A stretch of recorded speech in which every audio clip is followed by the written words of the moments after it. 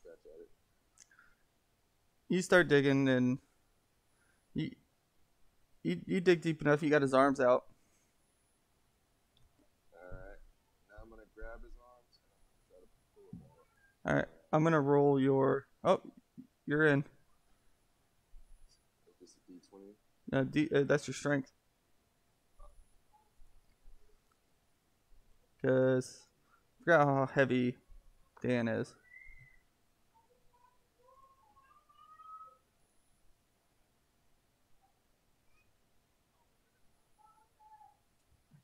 It's on the second page with the. Okay, so go ahead and roll your strength, Jeremy. It's still low. You wanna just roll that? It's still low. The funny thing is you're in. Yeah, like I can see, my name. I can see you guys' names. Your like symbol just came up. All right, so you rolled a 4. You start pulling on. You're just not strong enough, but you're able to wiggle enough sand, Dan, to get your feet. Your feet are loose underneath the sand now. So if you did a little bit more digging, you're able to get out.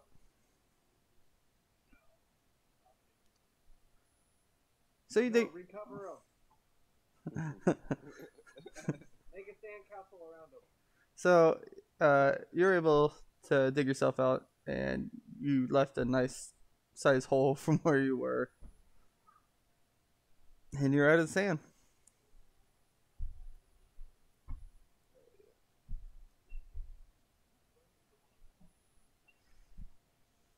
I got a few ideas.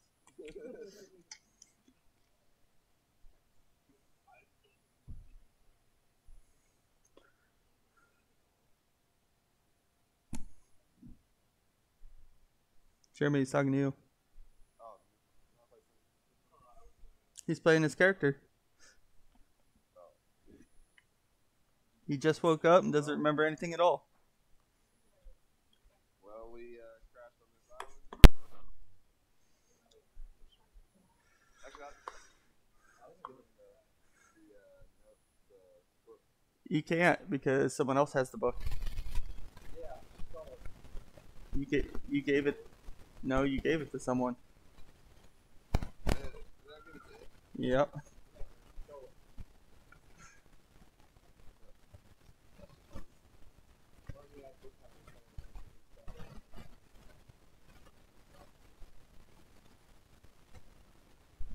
Oh, Ed, I forgot to tell you. So when you guys landed it back on the beach, the said item you were talking to went back to its home.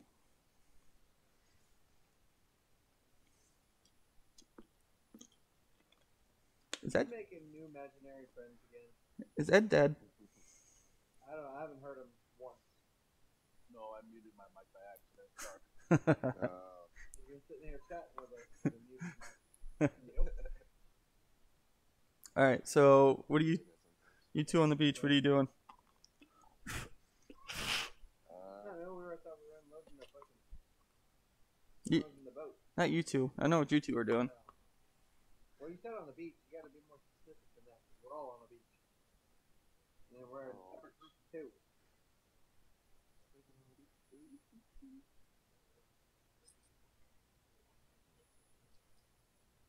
So I can do a perception roll on him, right? No, you already took notes. Remember? His character, who is he? He was the Tefling. Oh.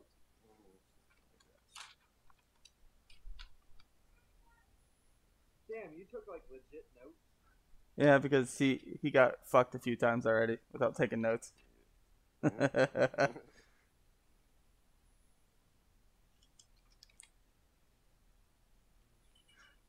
So Dan, when you look down, I mean, you saw your character sheet, right? Did I write? Yeah. So when you, yeah, remember he looks He looks like he's homeless. He's wearing a robe, but he looks. Remember, the tiefling looks like he's homeless. Seeing enough, yeah, he's saying better than it is. But you look down, your hands are purple, and you're kind of wearing a tattered. Like when you look at your arms, your sleeves are all tattered. Probably from the shipwreck. But the way that when they looked at you when you were laying on the beach first time, you looked homeless. You didn't fit in with the rest of the group.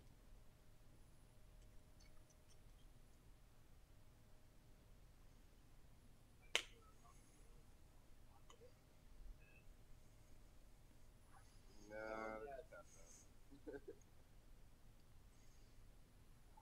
Tell them their supper.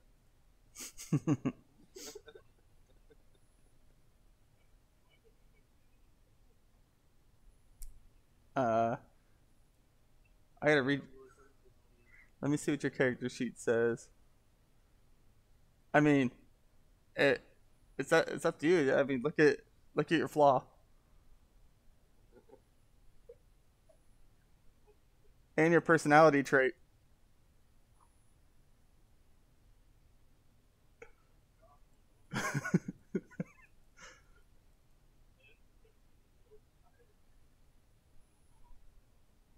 So Jeremy, he asked that he asked it with a giant smirk on his face. Oh god. We're not eating. Actually, you know what? While we're here, let's help you drag them back to the village. So we can roast them. I mean, if we need to later. Well, you know, just playing fish right now. Yeah, but have you ever had people meat? No, I haven't. Wait, yeah, Gage isn't around you. Ignore No, I'm just talking shit. ignore Gage.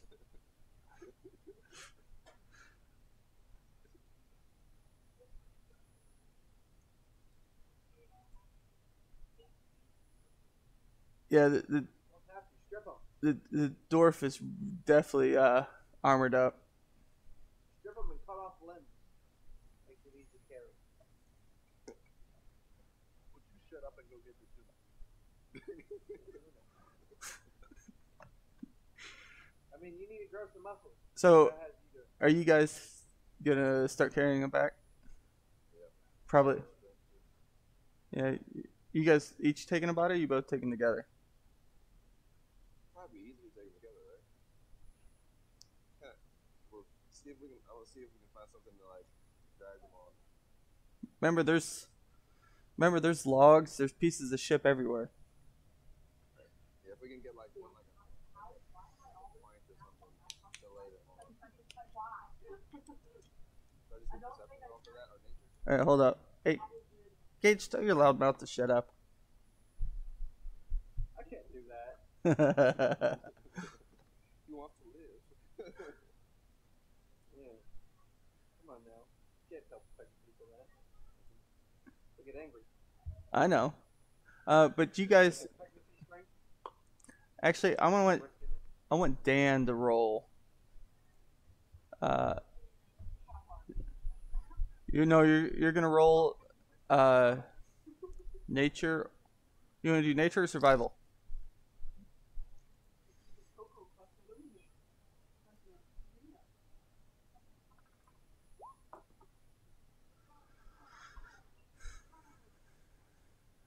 So with an 8 roll, you can find. I mean, there's sticks. They look sturdy enough to carry them. If you put 2 and then basically put cloth over it, like fireman carry, like a gurney.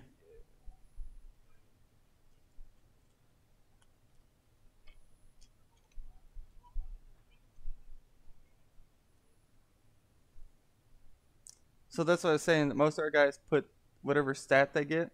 Saying you rolled, I told you you get a +3. They normally put it in the stat side. Until Or just tell Aaron to tell you what it is.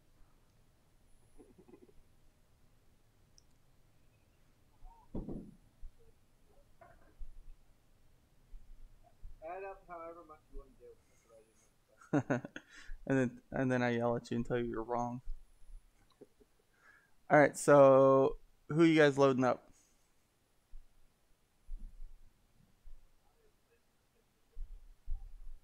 Yep, that works for me. So we'll start with The half elf or the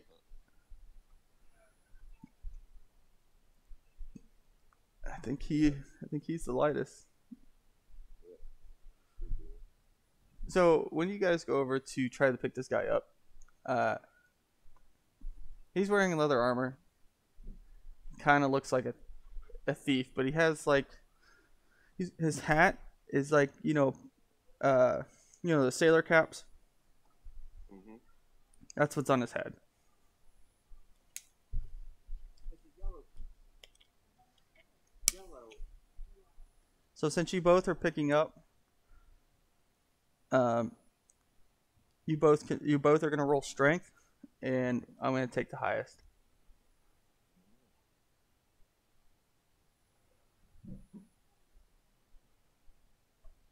Well, there you go. Someone won. Holy moly! Hey, Jeremy, so you watch before you even get a chance to pick him up, you see this Tiefling just throw this guy over his shoulder with this nat 20. Let me Might as well try to pick someone else up now. double. Drag 'em. So Dan, with a 21, you're able to pick this guy up all by yourself. 21. Got at least a 12.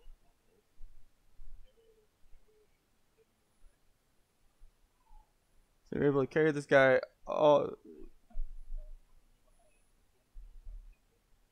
You're just gonna follow me, so. Are you gonna try picking up the Dragonborn by yourself? Just the last one, that's fine. Unless you're gonna try picking up a dwarf with full armor. Oh, they're both equally heavy. Let's see. Like I said, start chopping bodies. Yeah, the Dragonborn's a little heavy. He's a little girthy. Yeah, I'll just grab the Dragonborn.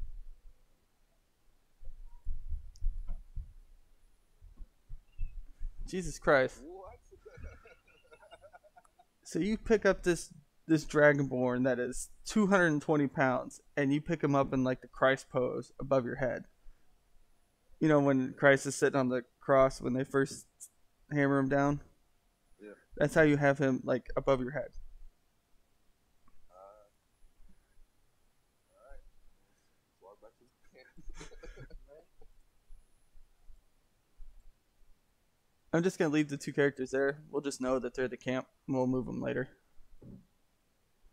So as you walk through, Dan, you look as you're looking around. This is some pretty thick jungle. You could barely see through. It's covered in vines and trees that are just basically hugging each other. But if you needed to get through, it wouldn't be too hard to do it. As you approach the camp, you notice that it's actually like a war camp. It's got barricades up with a small entrance. And as you walk into the camp, you can see that there's huts. 6 huts. Just in this camp around a campfire. They all look like boobies. And when you walk up, you can see that there's one turtle that you can hear him.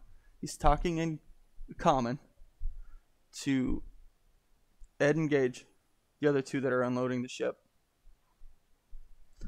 But when you do look around, you notice that there are 5, it looks like 5 giant boulders just placed randomly in the camp.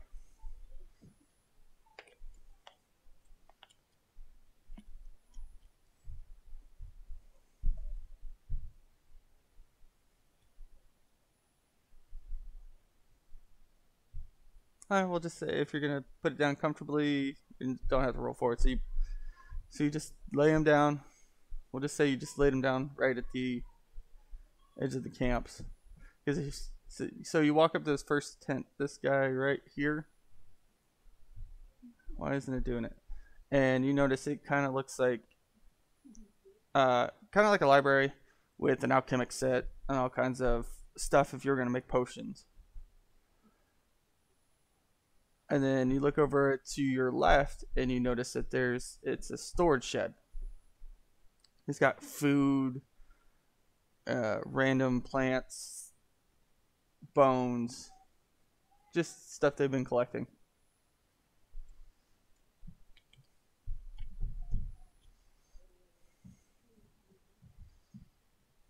Oh yeah, I'm gonna give him kind of an OG of the turtles a little bit.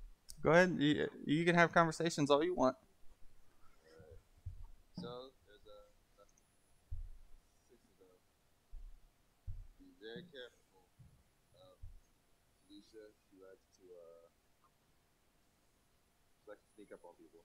So keep an eye out for her. She's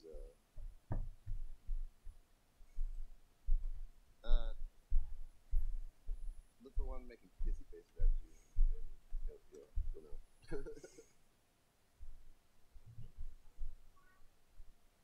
None of them are named. Yeah, they are. No? Yeah, they're. No, I don't have any of them named on my screen. Oh yeah. I think your shit's fucked up. No, they really are.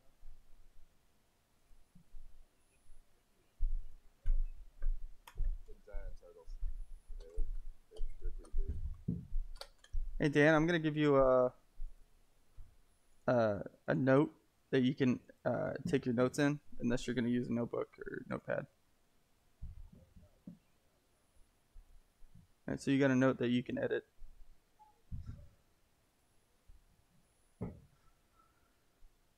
Why aren't they showing up? Because they're on my. Hey, Ed, are they showing up on your screen?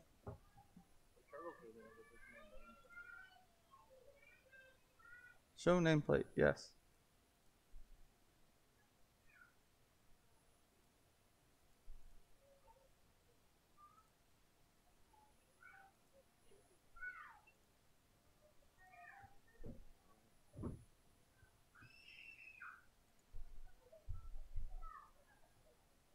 Did Dread pop up? Yep.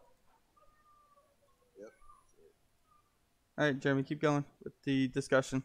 Because as you name them off, I'm going to add nameplates. Alright, so Dread is the leader. He's the one that keeps coming. He's also very versed in medicine and stuff. It also tastes good as a soup. That is also noted. But so the soft shell one. Then there's Andel. He's wearing a tool belt. Yeah. Maybe because of him. He's got straps too, so you can definitely keep an eye on him.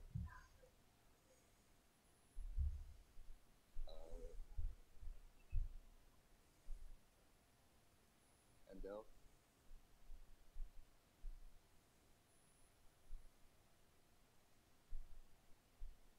On your screen, you should see them pop up as their names, as he's speaking about them.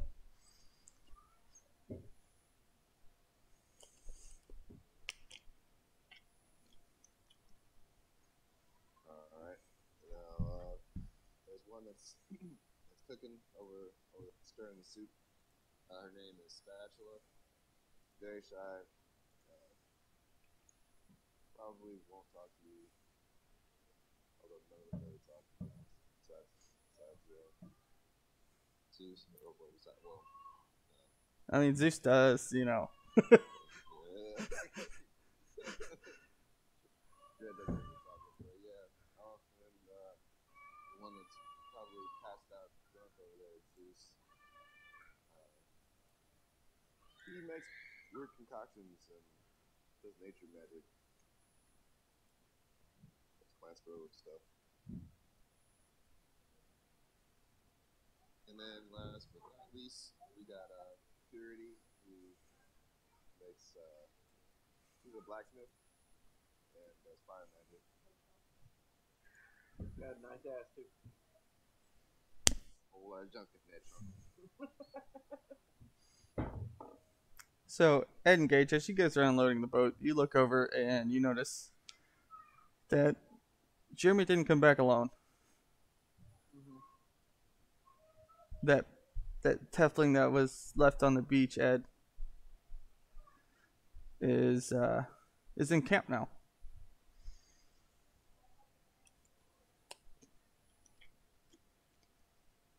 Gage, you wouldn't know that he was on the beach. Okay. But I noticed that it came in. Yep. So, give me a description of what he looks like. Uh, What he looks like there, bud.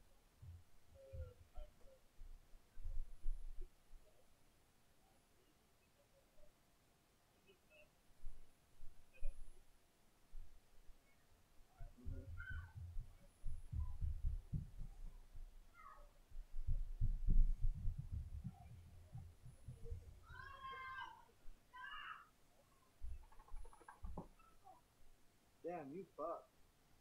You are a fucked person. like when you guys look at him, you look at him and you're like, it looks like he's been through some shit.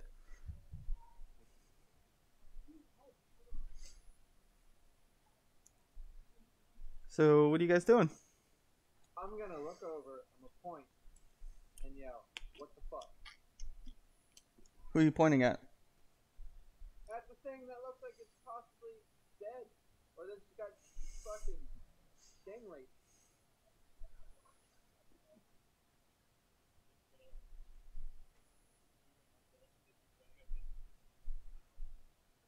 Guys, this is what's your name? No. So Dan, when you're looking at everyone, you notice that it is heavily human. That the one that saved you, he's human. The one that pointed at you, he has a little bit of armor on him. Yeah. He's got Full plated. he has plate armor on, and he has.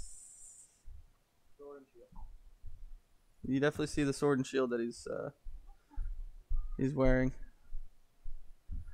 He looks like a soldier. He's kind of odd. So he's got black hair and black eyes. And I'm very pale. Yeah.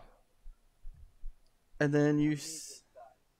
and you see the other human sitting over there, basically the one that keeps yelling at Gage to do stuff. He's well dressed. He has this like pump it like he's feels like when you look at him you're like, well, he has some kind of power over these guys.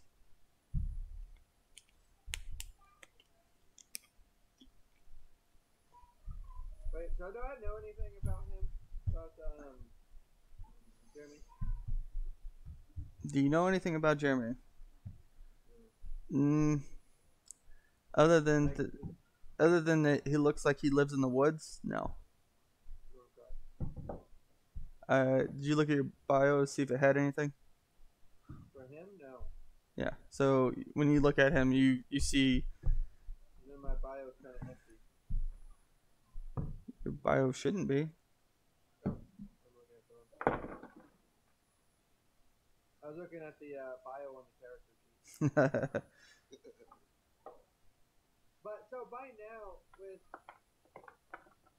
Ed figuring out all his information, the last time we played, he figured out the majority of his information. He should be able to fill in most of my blanks, right? Oh, that's not my call.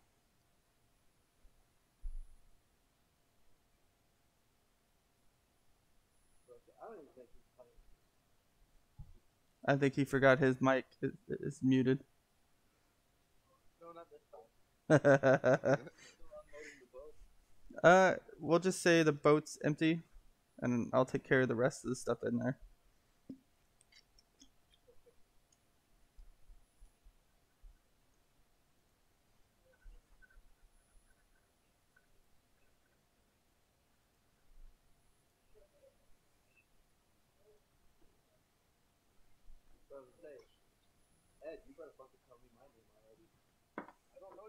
don't know my name. I thought you filled in the rest of your information.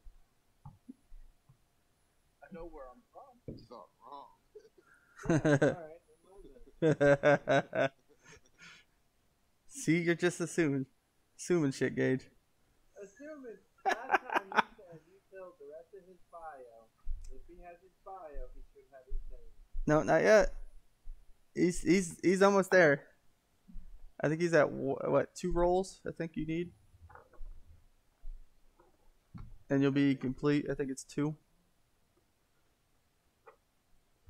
Just from all the stuff he's been doing. Did you have one character?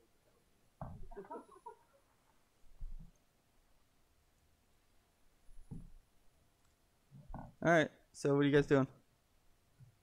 So you said I pretty much showed Brett everything that I had gathered. Yep. And Dred's real excited that you were able to collect a whole bunch of stuff to run the camp.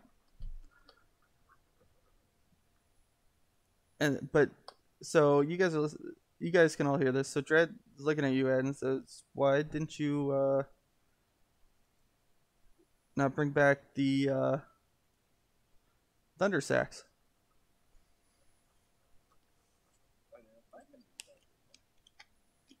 Did you not run into the thunder beast? I did not. That sounds like a very good reason. Did you at least find footprints? Lots of footprints. Big ones, small ones, giant ones. So this creature is. He looks over the Tiefling, points at him. His back stands about his height. So I draw the big footprint that's remember the large one that we talked about. I draw that in the sand. But the footprint was like, So you look at Dred's face, and he has a giant smile on his face. He's like, "Yes. Did you kill it?" I never saw it. Just by myself. Everybody else was asleep. Convenient. Hey, Jeremy, roll a d4 damage.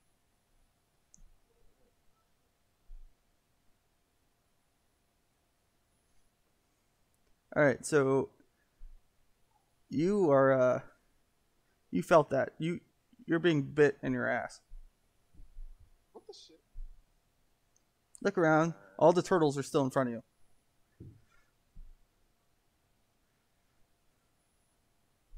You didn't notice that you only have 9 hit points now? Yeah, I did. I thought I forgot if I was going to fight or something.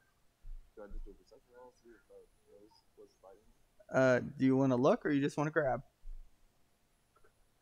I'm gonna swat at it. You need like police or what? You wanna do a strength check? Or are you trying to like squish it, or are you trying to like? Trying to like bat it away. So, swat away. Let's do Dex then.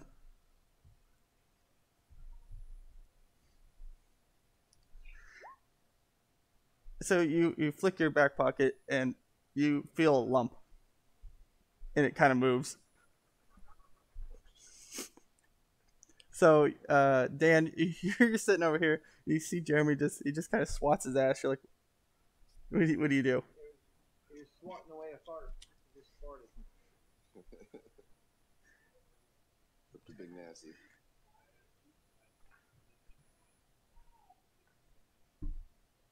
Yep.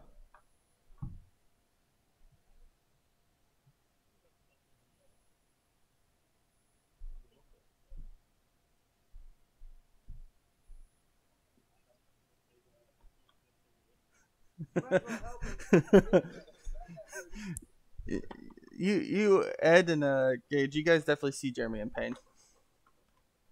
In pain, or does he look like he wants to take a shit?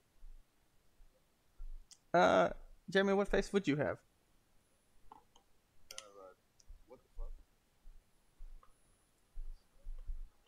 That's what I'm saying. Look at this little thing you brought into this camp. Making this place all fucking. First we got an elf, and then we got that thing. Then I'm doing something unbelievable. So Ando wakes up because he heard you yelp, And he starts giggling. What did you do, Angel? Shrugs his shoulders.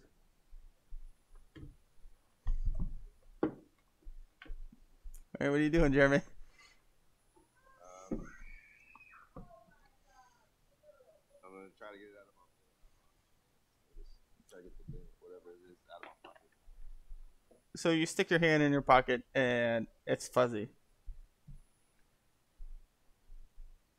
I'll take it out. Toss it away. Oh. All right. So you Drink that. pull it out. Yeah, you're fine, Dan. So grab that thing and So you pull it out and you just throw it, and you see it land in the camp. You look at it. It's a gerbil. He's sitting there staring. try to put a gerbil in the He's staring at you, and he runs at you.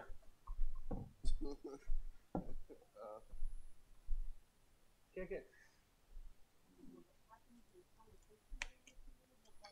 Huh? He had a gerbil in his back pocket. It bit his butt. You know that Eminem song? Yep. He put a gerbil in his butt. Don't recognize what it is.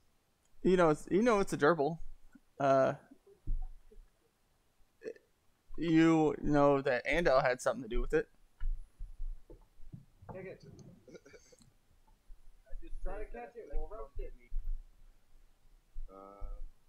Do I have, You heard I have like a satchel or something. you heard what Ed said, right?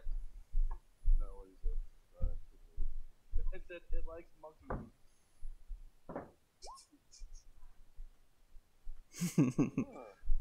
Well, that's good to know. We got more of that. So Jeremy, this thing's climbing up your leg. All right, I'm gonna step it into my bag. What bag? I don't have like a pouch or anything to put stuff in. The only satchel there was, Ed has it. This thing's trying to get back in your pocket. I'm gonna laugh. I'm gonna point, man. If he just pulled a gerbil out. No, just near my ass. So Dan, so you were sitting there and you saw him reach in his pocket. He throws the whatever was in his pocket out, and it lands, and you notice it's a gerbil. And the gerbil took off. You know that creature because it's a rodent. And then you see it runs back at Jeremy and it's crawling up his leg now. Pee on it. Most things can't stand pee. That's how you assert dominance. His leg. Yeah,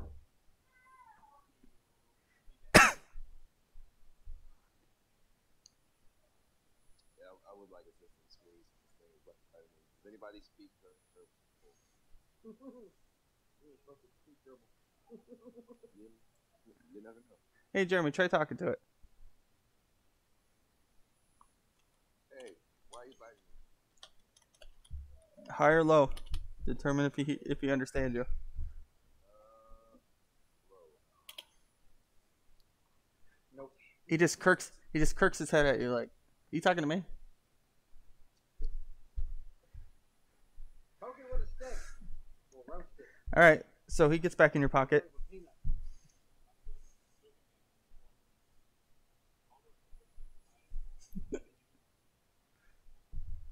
No, Jeremy, he's back in your pocket.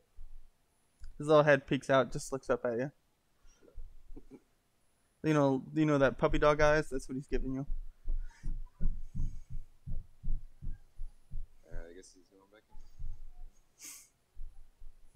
in. Ed, are you gonna do anything? I already told him what to do. Does anybody have more money? Put it in a storage tank. Thing behind you looks like a monkey. I'll go grab some. You grab some, you feed it. It hops out of your pocket so you can feed it.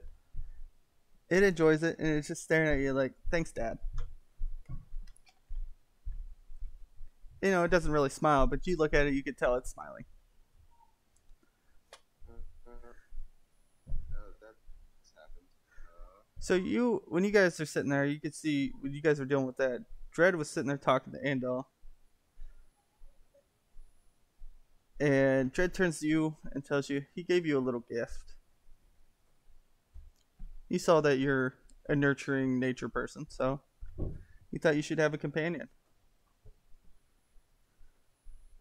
Just make sure you keep him fed, otherwise he eats.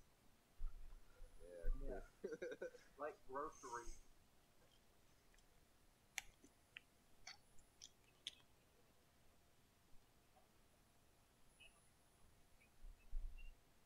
So these guys have some information. And there's also a captain's log that Jeremy was talking about that he does not have on him.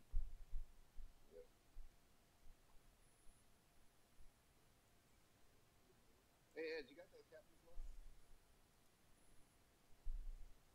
Yeah. Mind pass it to the new guy and get him spun up on this? Wait, don't I need to read it?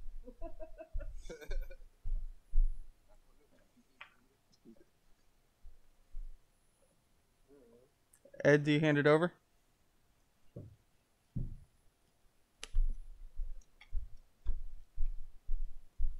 Ed, die again. No, Probably. Ed's doing. He's too distracted. He's like or Jimmy was the other day.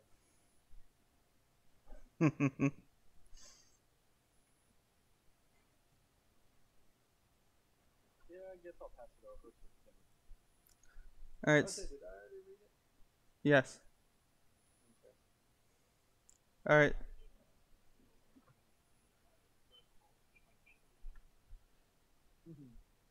Probably don't. You're a hobo.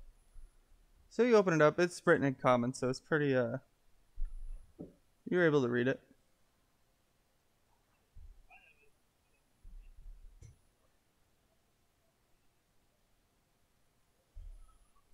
So Dredd turns to you, Ed. Is like, you guys gonna go back out? Yeah, with more people, we might be able to take down the thing for the what was it called, the sun. And then you see him. He starts clapping his hands like, "Yes!" If you need supplies, go ahead and restock and head out. Remember, just blow the horn when you want to come back home. Hey Dan, do you want to do a wisdom check?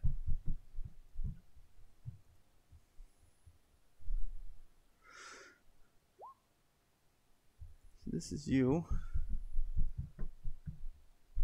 Ooh. No, I pulled up your other. I pulled up your thing so I could see, make sure it's right. So you're gonna look in your bio and info, and I'm gonna add a little information for you.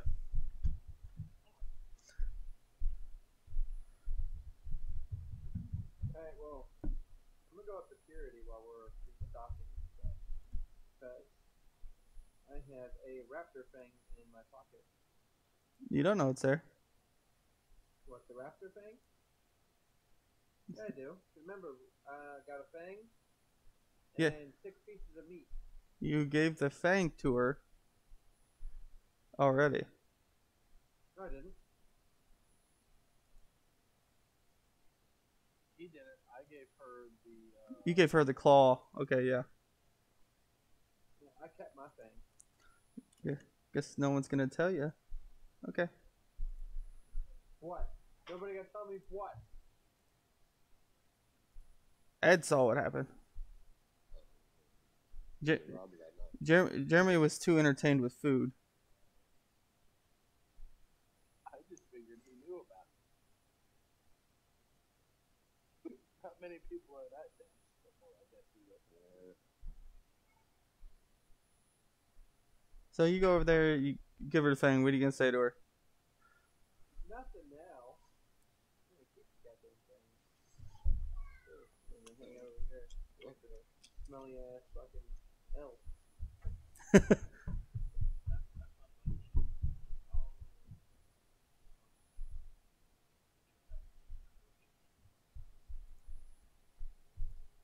Alright, so you gotta, if you look at your thing, if you look at the top tabs, you have character sheet and bio and info. I added some information there.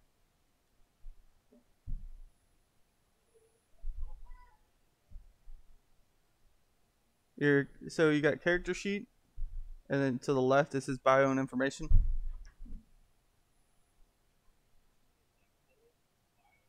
No, at the top of it, like above there. You know how it says attributes and abilities?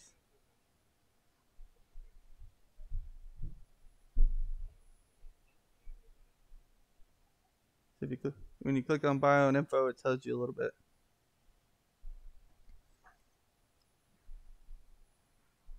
And that first sentence is your flaw.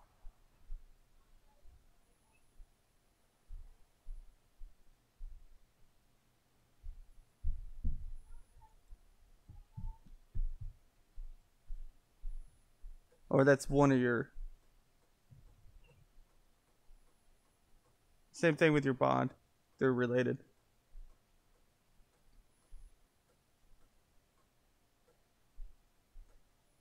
So I gave Dread what? The bugs, the herd, the fish. Basically, you emptied out your ship. So all the stuff that Solo gathered, I no longer have. Yes. Unless you wanted to keep something. What was it? The bright blue crystal I like? I'd probably ask if there was a way. I'll go to Purity and ask if there's a way to upgrade Sapphire with the materials that we have brought back. Are you gonna bring the blue crystal or the green crystal? Which one did I get on the second floor? The blue. I'll bring the blue crystal. So you bring that blue crystal over to Purity. She looks at you and smiles. And then you tell her you want to upgrade, you want your staff played with? Yeah. So when you look at your sheet, your weapon sheet, Yep. You're the next one down. So I'm on Uncommon.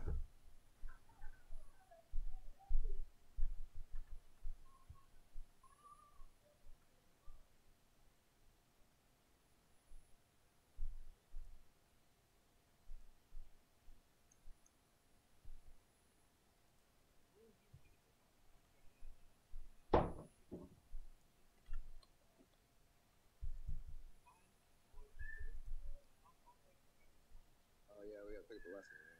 Dwarf. I'll go with him and help. All right. They're gonna go grab the elf, or grab the dwarf. You guys got to do a combined strength check. You guys can just stay in the camp. You guys don't have to go all the way out there. Just so we don't have to go back and forth.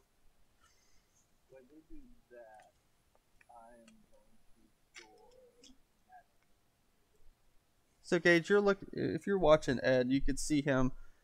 He's you see him conjuring spells, and he puts that in. It looks like he shoots it into his staff.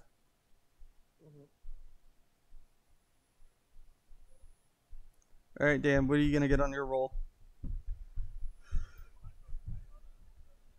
Oh, there it is.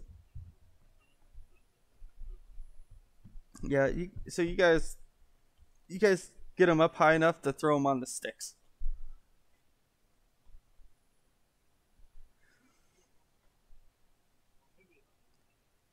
Yeah, he's fully armored. He's like a walking tank, but really little.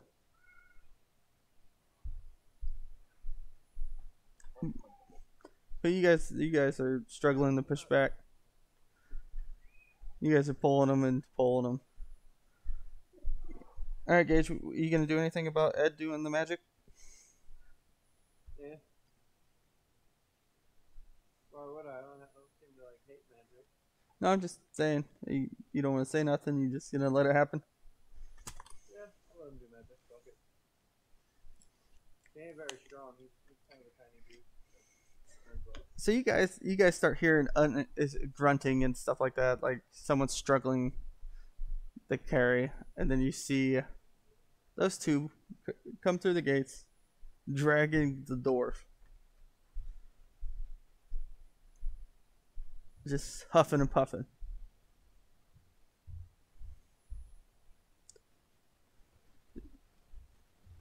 So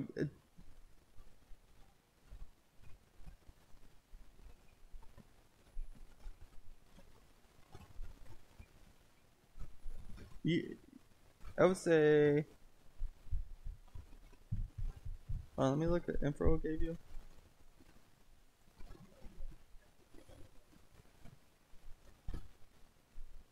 No, I was saying like your bio that I gave you. You would know that's a dwarf because you're second part of it.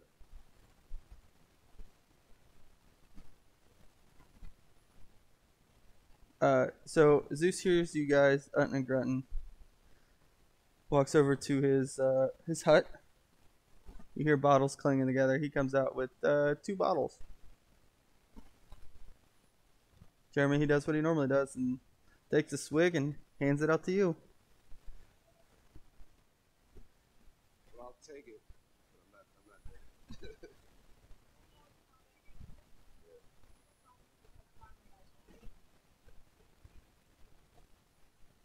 All right, do a medicine check.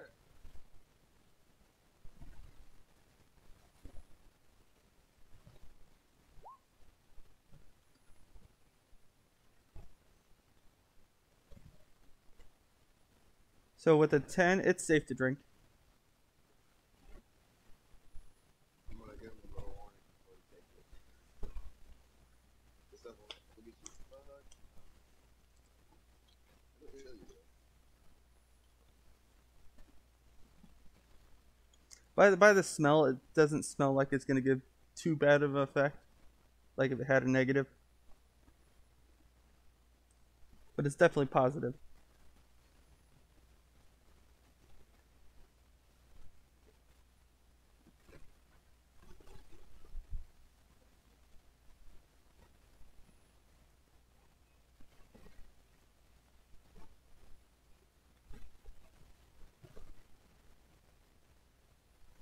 That's because you updated your stats. Your the one on the left.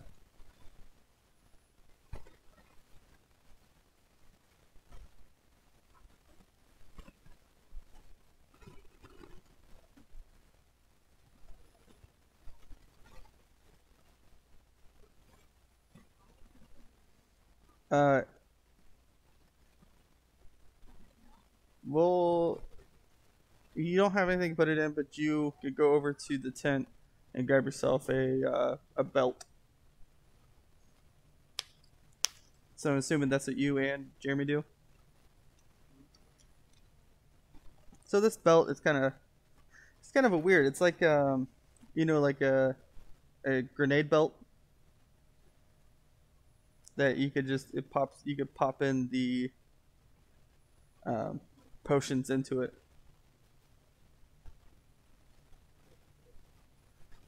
All right, so what are you guys doing? But when you guys get back, you guys can see Ed. He's studying his staff now. Dude.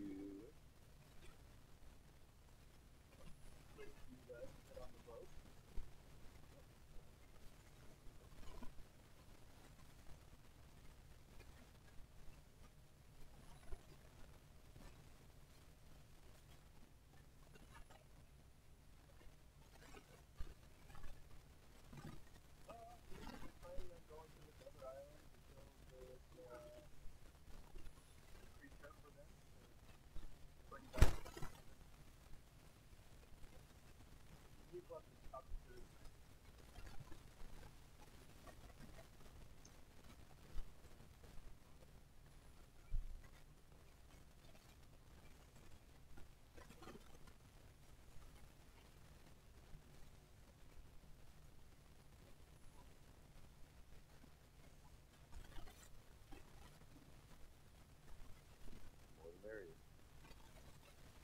Alright, so I'm guessing you're gonna go over to the tent of purity.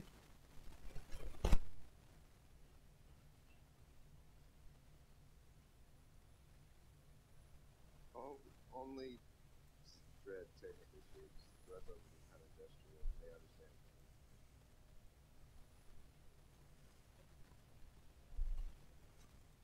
So Purity looks at you and just points. And she kind of like, ugh.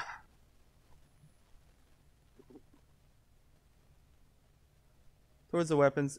If you look at your notes, you should have, I think it says weapon selection.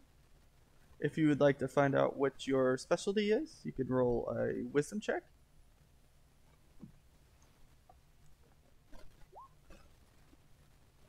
Nice. Way better. Well, I think I Ed, didn't even roll one. I think Ed nat 20 does. So when you look at all these weapons, and let's double check.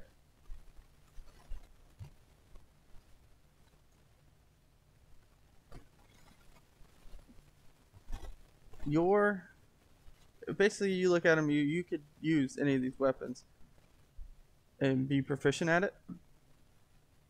But the one that really catches your eye is another staff that matches what Ed's playing with.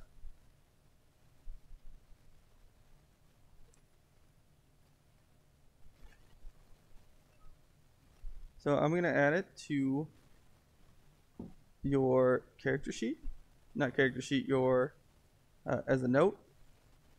You'll be able to click on the page and you can see what your damage is. It could be single-handed or it could be, it's a versatile weapon, so it could be a 1d6 or a 1d8.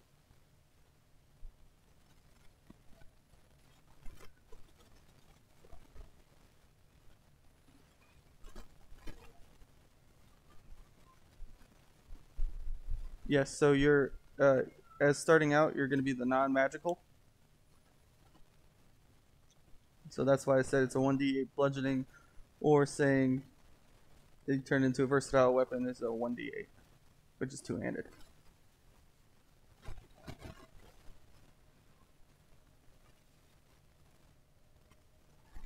Oh, and since you rolled a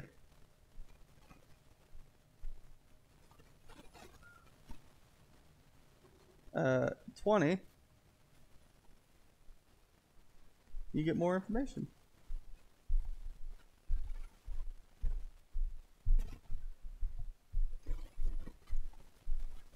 And Control V. Alright, I added it. You have more stuff to your bio.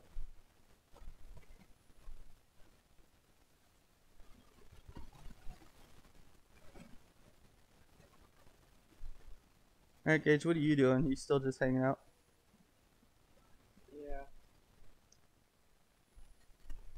Yeah. So you guys, the guys that are not looking at weapons or anything like that, you can see that Spatula's sitting there cooking again.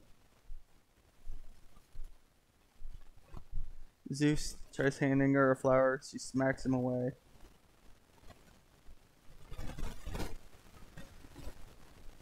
What do you guys do?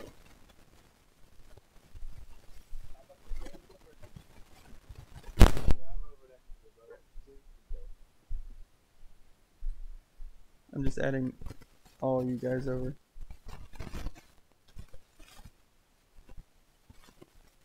So when you guys get on the boat, you could see that there's a horn, like a bugle horn that looks like a turtle, sitting on the mast of the ship.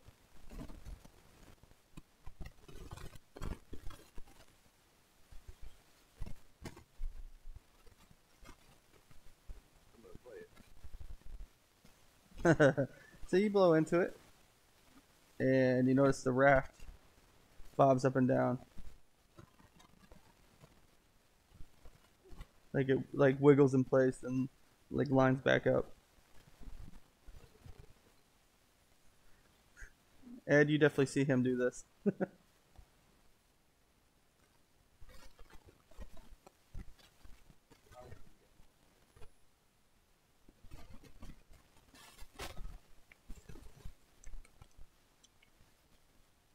So I'm guessing you just shake your head at him. And is everyone on the boat? Sure. Well, I told you to get on the boat, so you got on the I don't listen to you. Jeremy, you staying or you going? Nah, I think so. Okay. Well, I'm going on the boat. Yeah, you blow the horn, but it kind of wiggles back and forth, stays put. No, that's what he's saying. He's on the boat already. So Dredd looks at you and goes, "What the hell are you doing?" I don't know. What's this for anyway? That is your way to get back. Oh God.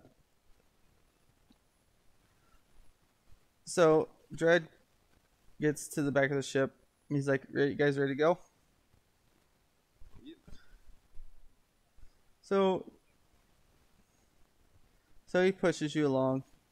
You guys, as you guys are going, you're able to. You notice that you go through a very wooded area where this inlet is that goes out to an ocean. The ship is pushed past a island. When you look over at it, it's kind of weird. It has like mangroves and it's kind of swampy as you guys pass it. And then when you look over to the right, it is a giant volcano that is smoking.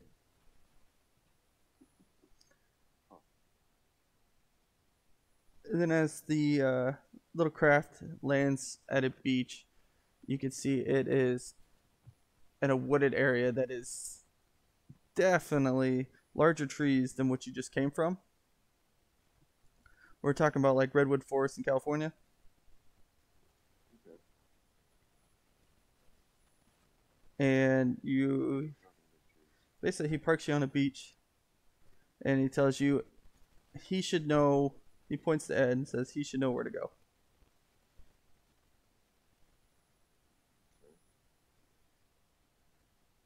And you notice that there's a little game. It's a game path.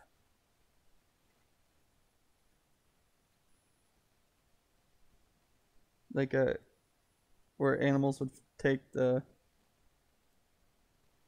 go out and about. Mm-hmm. Like the normal, the natural route. Yep. So here is the choices. What we need to do first.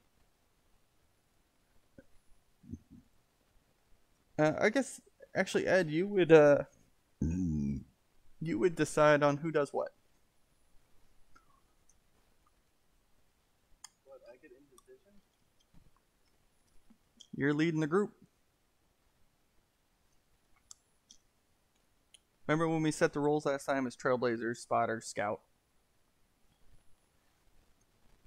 and Artisan? Okay, so I didn't realize that they reset. yep, they reset every hunt. Alright, so I still have Trailblazer, Spot. So you only get one now. Well, I'm just running them down to half.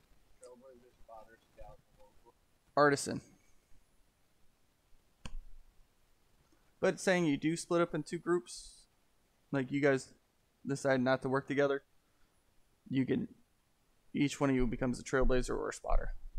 But if you guys work together, you get this, all four get selected.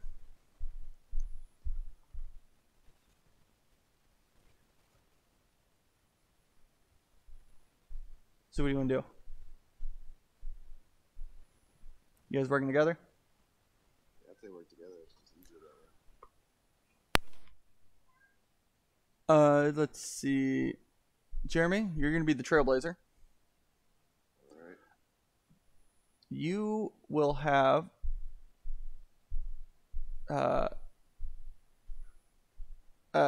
you're able to get like signs of tracks and stuff like that. Okay. And saying you hit a critical on searching, I give you a bonus. Gage, we'll go with Spotter. you're gonna get a +4 to your perception.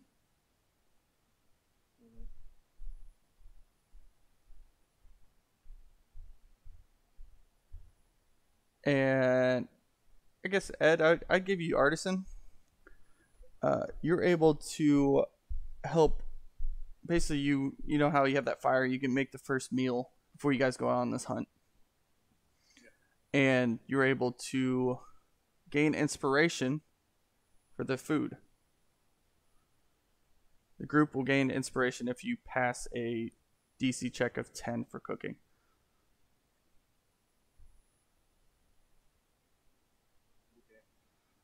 And Dan, you're going to be the scout.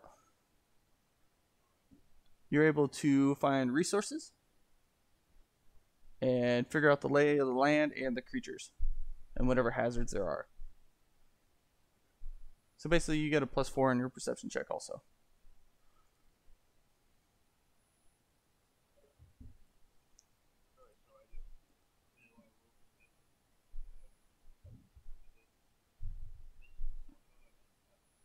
Yep.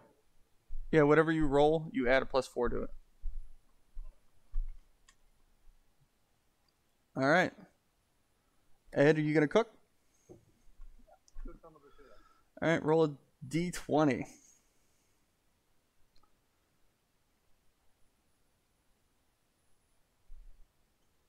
Ooh. Nope.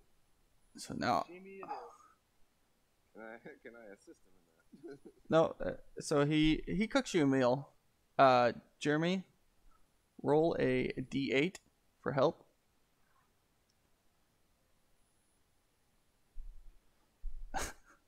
Wow. Anybody else want to help? No, that's just for so you're when you eat it, it's filling. It's not anything beneficial, but it healed. So you guys look around this camp. It's got a fire, and I don't see nothing on this map.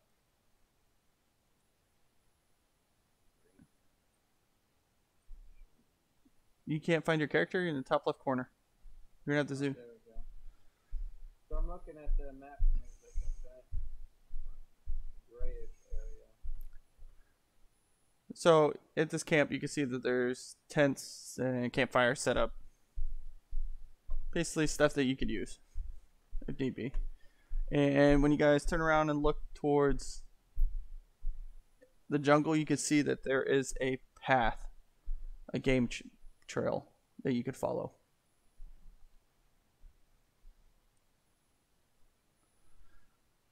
All right. So, what are you guys' choices on what you're doing?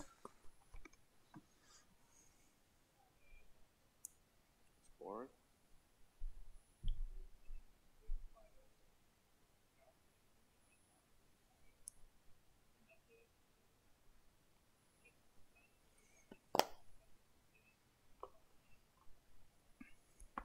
That's up to you. Or your leader could tell you what happened on his last adventure. I don't know, he's pretty stingy. He seemed like a gay stingy person. Well, you never ask anything. Couldn't have to. He just informed. Lover's quarrel.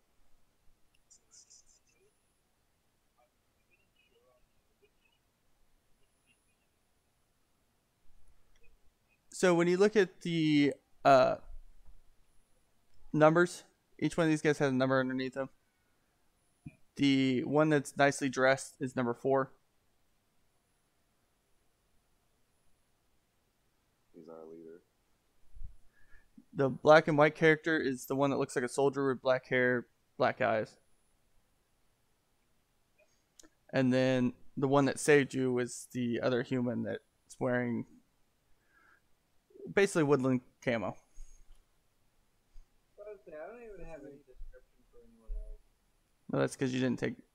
You actually would have took descriptions of the last time you played Gage, but you know, you didn't write. You didn't write anything in your notes. I didn't write nothing.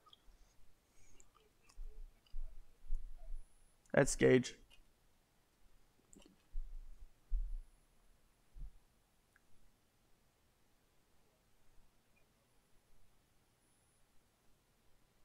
Alright, so what are you guys doing? Oh no, that worked bad. Didn't get anything out. But I tell them about the last time I was here, there were some small animals, plants, mines, and large tracks. But since I was by myself, I avoided the large tracks. But that apparently leads to these thunder sacks that they use.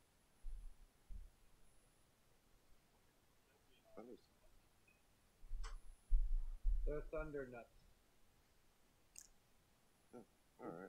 So Know that there's a board of stuff that they want. Ed, so Dread would have told you that the thunder sacks, once you kill the creature, you cut it out of him. It's what gives the creature its power. Yeah, remove its nuts. Like marriage. Hey, you leave marriage out of this. Notice he did not deny it.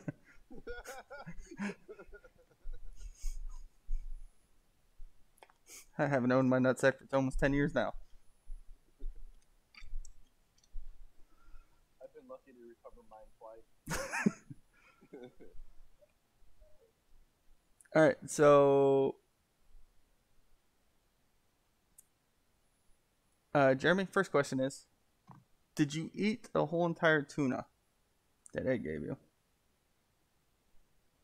I mean, if it didn't taste all that great, I probably just ate enough to where I was like, alright, I'm good. And then just kind of I'd say make him roll for it. Alright, roll D100. I want you to remember what you said.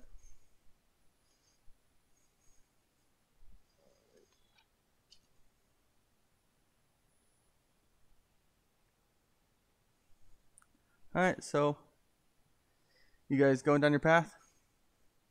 Yep. So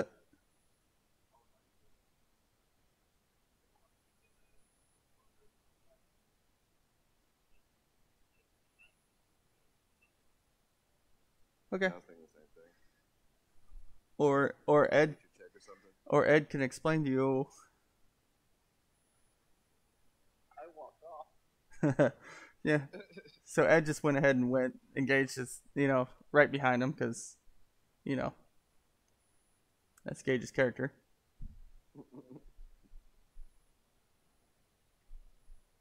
So I'm guessing you guys are following Yep. because you just see these two you see these two just walk away and you're like, well, I guess it's fine. While we're going, I'm gonna do a survival check. See if I notice anything. All right, roll it.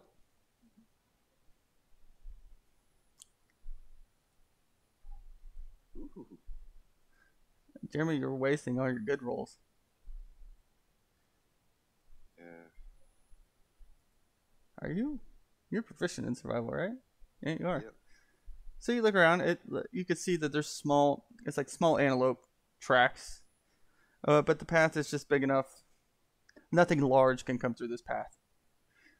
So you can assume that you're not going to get attacked by, say, a tiger or some kind of predator.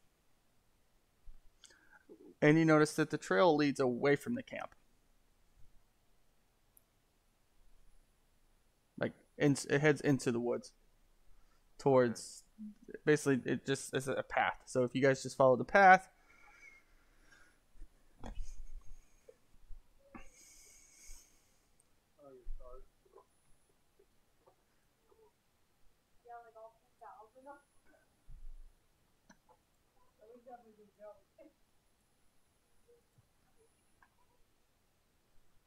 No, stay the fuck over there now.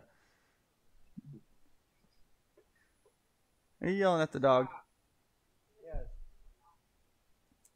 Which dumb dog? Yelling at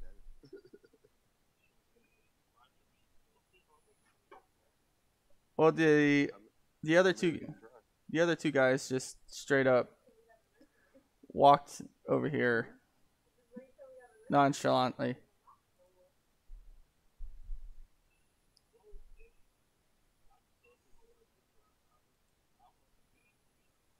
So you're gonna roll. Go ahead and roll your stealth then. 9. You're definitely hidden. Well, obviously, he has no armor on. He's just in rags. He's there, so he has to be pretty quiet. You're definitely hidden. Let's pull this up. You rolled an 18. Yep.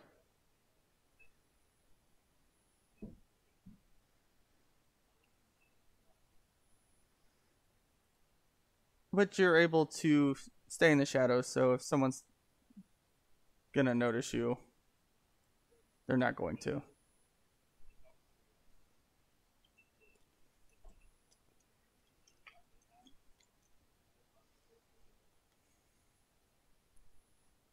You're just not proficient in dexterity.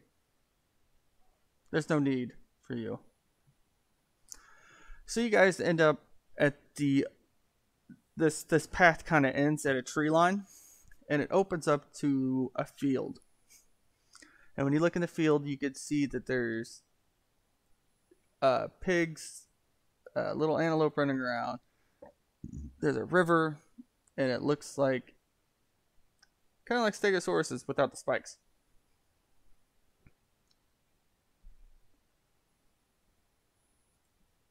Just Have them overlap what I did so they can see it. yeah, go ahead and you guys can go ahead and open up your gray area. So just follow, don't go down any paths, just go in the box shape.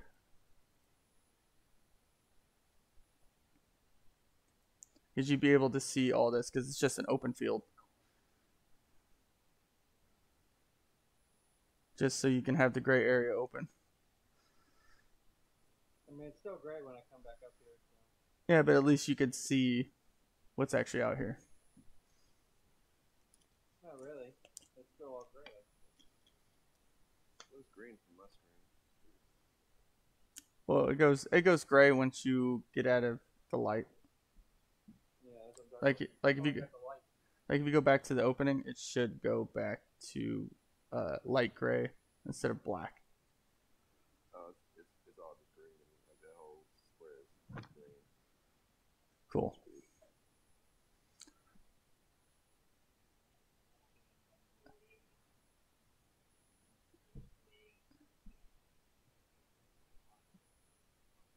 Why is it not doing what it's supposed to?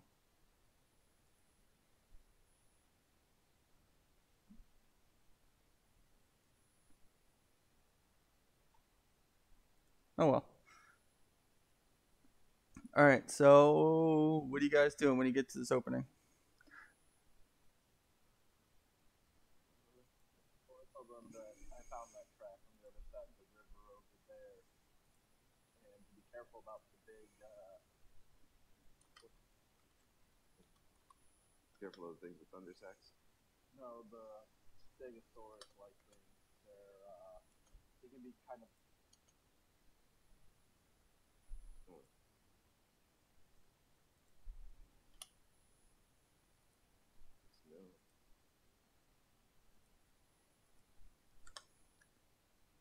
You guys gonna do anything or no?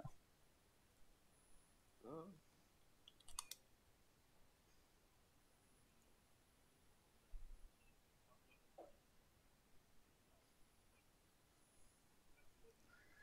So you saw what the footprint looks like.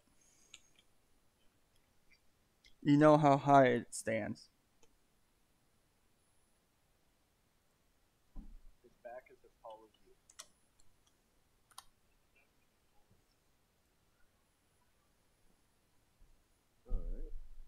Alright. So I guess we just start tracking. Alright. Sure. You talking to me? But Yeah, whose birthday's coming up? Evelyn's? Evelyn. March what? Uh-uh. March something. You don't know. 13th?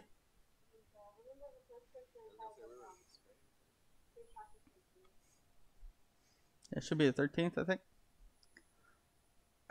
Who's the Trailblazer? That would be me. Oh, I don't even remember what I was. Gage, you are those I got +4 to perception. Gage is the scout. Wait, there's 2 scouts? Wait, no. No.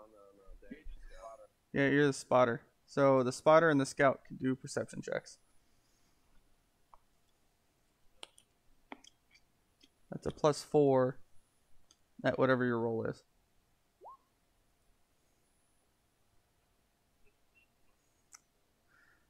So when you look out, you can see there's some heavy tracks. Basically, it's like right where you're standing. You guys can see that there's heavy tracks leading towards the river. And you can see there is a, basically, we'll say termite mound right here. And you could tell that these large creatures, yeah, they have 2 sets of them. They're fighting each other, but it looks like they're trying to protect their babies. Can I do a perception check to see if there's an easy way to just kill them? All of them, including the babies? That would be an insight check with disadvantage because you've never faced this creature.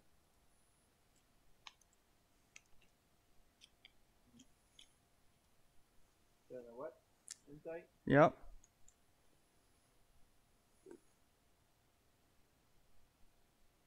Yeah, your best bet is probably hacking and slashing.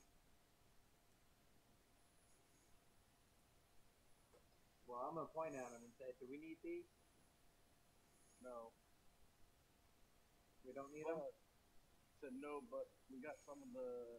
I got some of the good insects out of this termite mound that they were looking for last. Hobo guy, put your hand in the termite mound.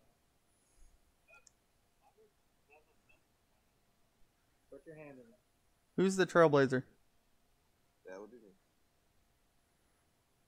Go ahead and Trailblazer, get the bugs. Put your hand in there. You know what? Send your gerbil in there. Your ass eating gerbil. Nature check. It's a survival check, Broseph. Oh. So either way, I got a 12. +4. 16. Roll again. +4. 11. So you stick your hand the first time. Roll 1d4.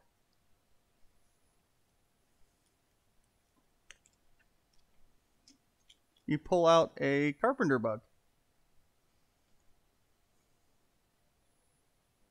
You stick your hand in again, and you pull it out, and you basically pull out, like a cicada husk.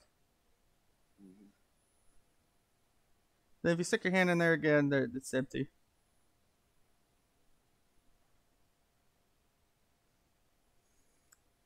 So that would be stuff you would add to your notes.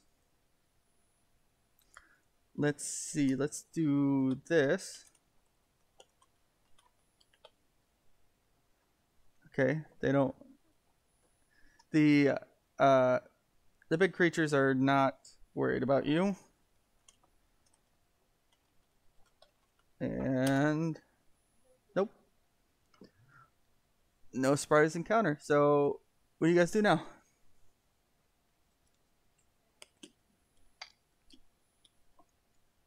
Tell them to follow me. That they were take most of it. And me following I found that really big tracker. Alright.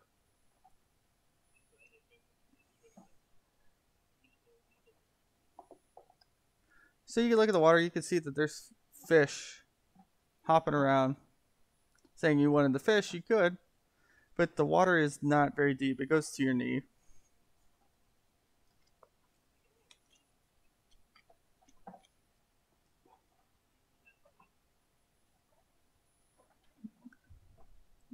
What did you say?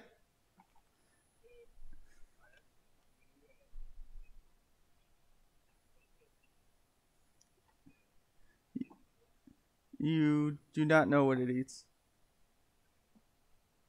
I mean, you could try some things to see if you can pull it out.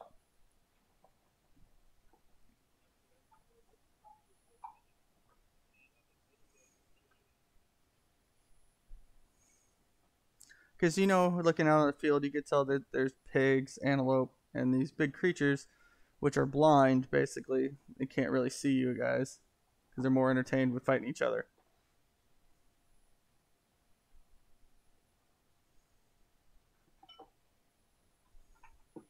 Are you talking about these things right here? Yeah. Yeah, but he was asking about the thunder people. Yes. If any of us know anything about it. It's a prey. Because we're preying on it. It's Gage playing his character.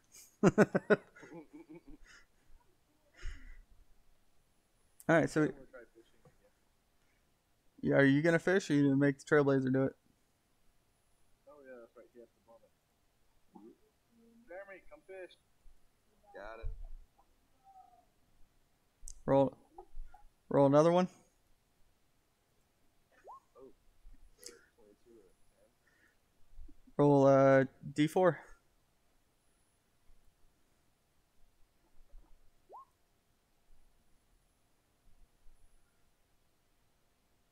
Roll another D4. So you guys are watching him pull. He sticks his pole in the first time, and he pulls out when he reels it in, it's this golden fish. Like, it looks solid gold. Has some girth to it, like some weight. So like it's actually gold. And he throws his pole in again, and he pulls out a small pin tuna fish.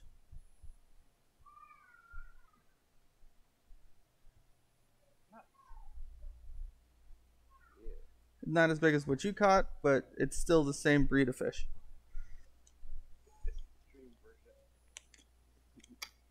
And the fish scatter and move downstream. Since you guys were making noise doing that.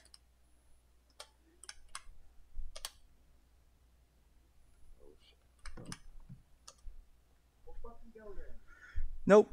They're still fighting each other. You guys gonna wade across the water? So as you wade across the water, you can see it's a beautiful, like, you know, the flowers that wrap around like poles, like vines. That's what these flowers are. It's just these beautiful bouquet of flowers. Ooh, Yeah, you don't know. Could be. Maybe not. Somebody else wants to check and see if that's poisonous? I don't know. Look at that useful. Come on, roll. After doing the two. Yeah, I kind of want to do a check, see if I can use it or something.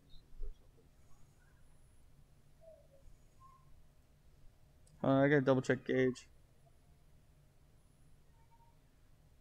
Gage, you... What? Actually, you wouldn't know, because you rolled a 3. Gage doesn't know shit. Yeah, but I said, do I get anything for my intelligence? No, because you rolled shitty.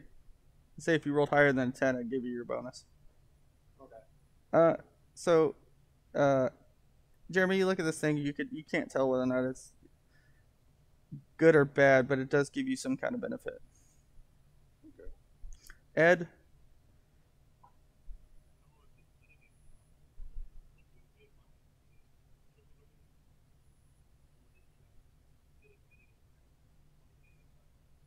Well, I was gonna give Ed his.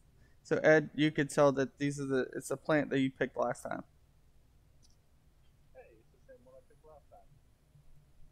Is that good? Oh, it didn't hurt me last time. So you're only gonna get one roll out of this because you guys were playing with it, trying to figure out what it is. Where is Jeremy?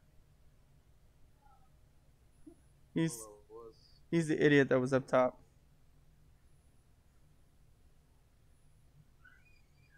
So Jeremy, roll your survival, and then And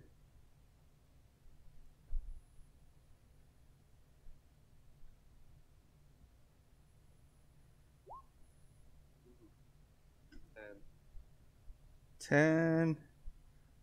Roll your d4.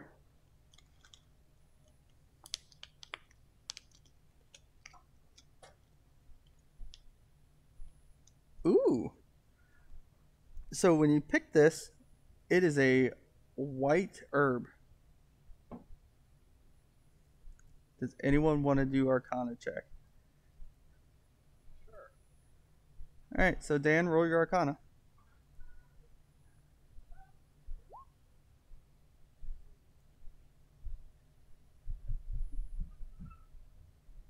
With a 15, you could tell this has saying you're poisoned or get some kind of blight effect. You can heal with it. It's an antidote herb. There's more around here.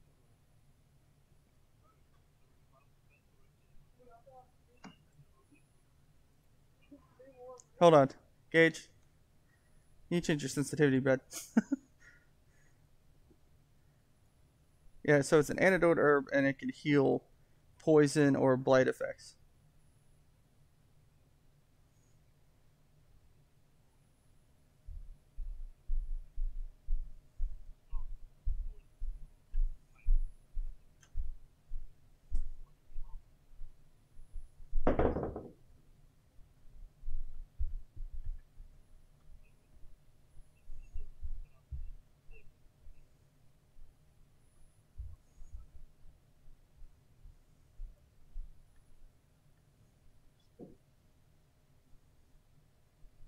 All right, so we need to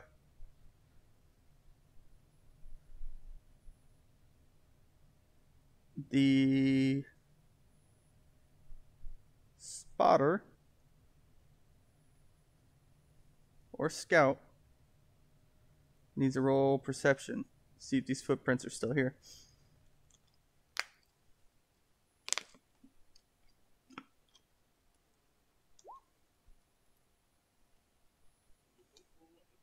You both can roll. 21.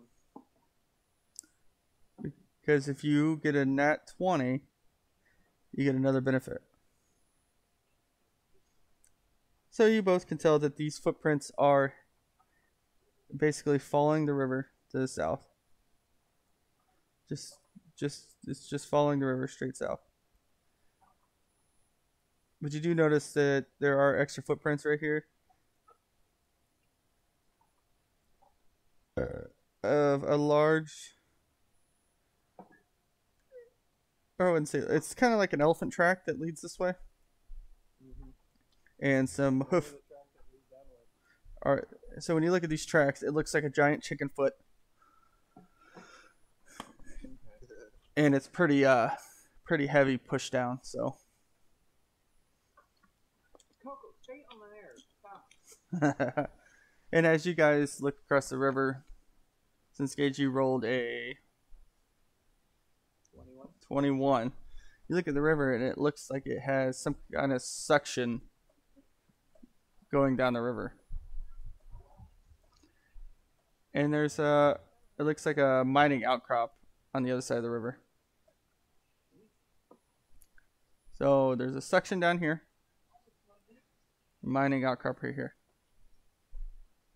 Right, so I guess since we have a mining outcrop, fucking Trailblazers could hit that up. Yeah, but he wants to cross the river a little bit higher than where you. Well, we can always cross and come down. Well, I think he crossed. I think it was around here last time. So where are you guys crossing at? I'd probably recommend crossing where I crossed last. I'd say with my perception, can I be able to tell how deep the water is? Yeah. All the way down? The water's up to knee height. Where? Right here? All the way through. But there's a section down here. So knee height, so you can go ahead and just cross over there if you want to go grab that ore.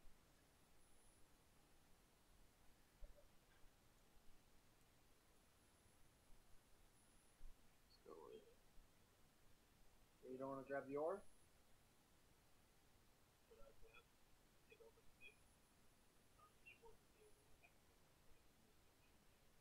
All right, so you pick up a stick and you throw it in the water, and right about here, it shoots through. Stick disappears.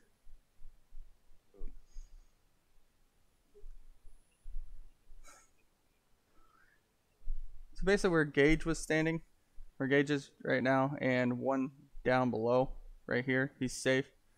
You threw the stick right out in front of you, right? Yep. So it's sucked in right where you're at. So if Gage took one more step, he'd probably get sucked in. So you can cross. You come grab this ore.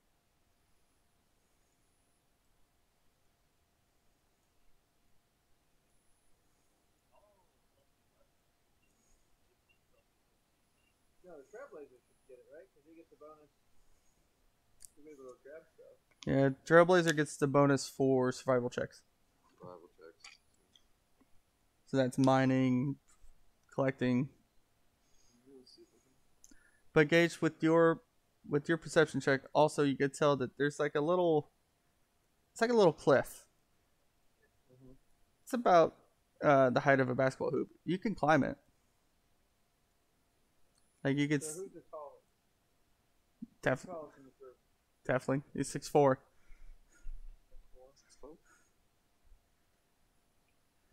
And just think, he hid in the trees last time, and nothing would have seen him.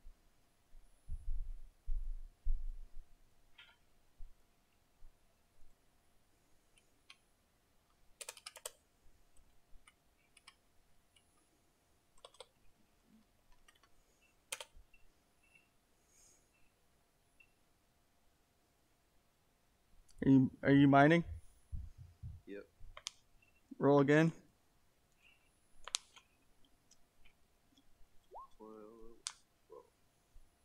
12. So with the first swing, roll d4.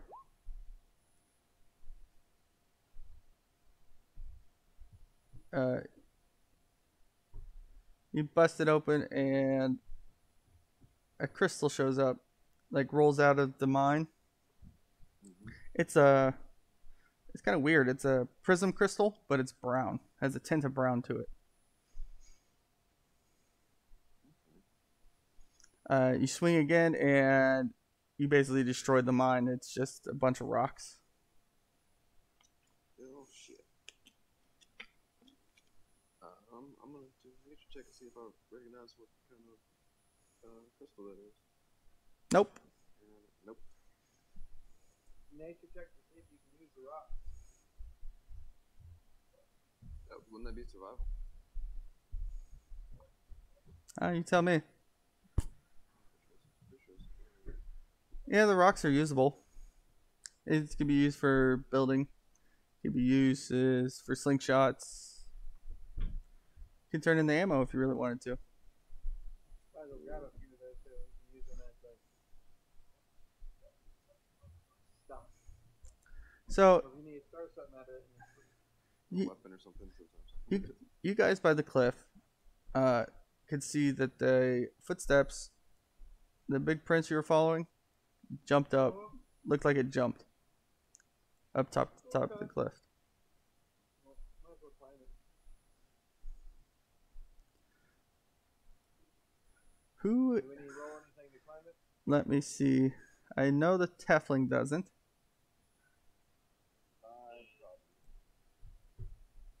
Yeah, I'm just human, so I probably.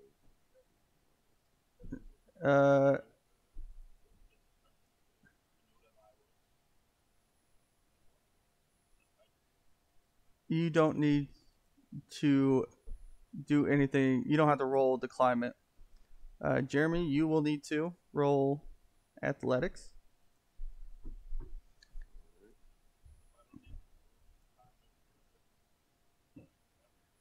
Yeah, you can grab and climb. Gage, you do not.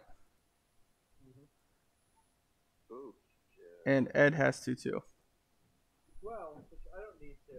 I'm able to, as soon as I get up there, just reach down and grab Ed and pull him up. Yes. Yes, sweetheart. Yeah. Time to get off the Yeah, trail. that's fine.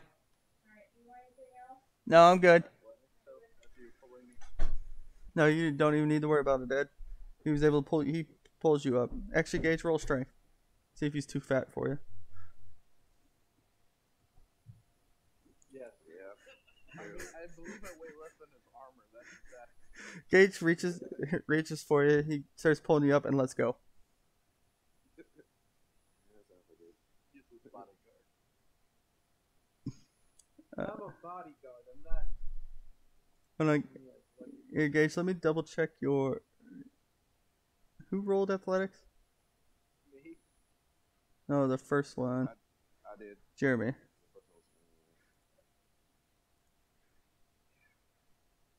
Jeremy, this one. Let me see. And you rolled a what? Oh, 5. 5. With a 7, you're struggling to get up.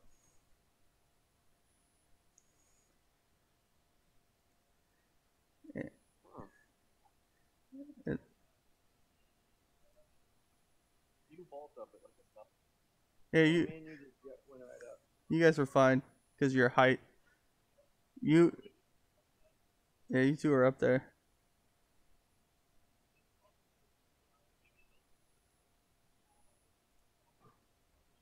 All right, you try a strength check.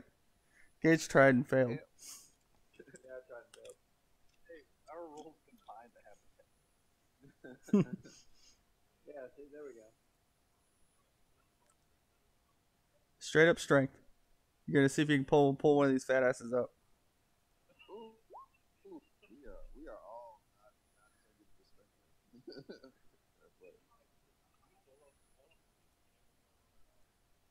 Yep. What? Get off of this roll. Oh, so who did you grab?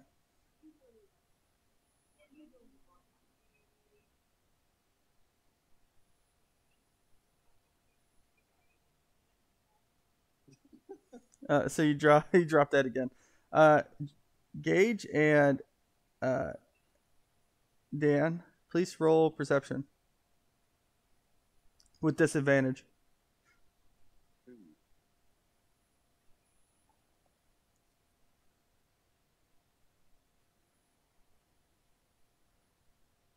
Gage, you don't hear it because you're too worried about trying to pull him up. But Dan, you hear buzzing, like a large bee. Even at a 16, he doesn't see it? Because he's trying to help them up, so he only hears it.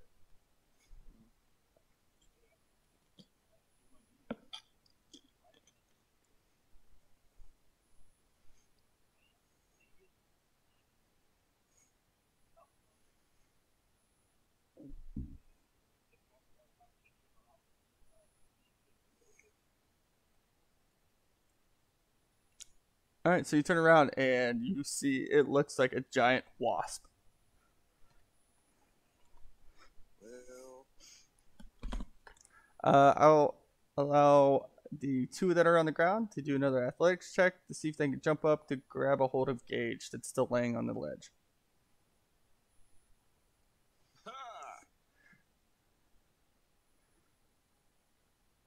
Gage, roll strength.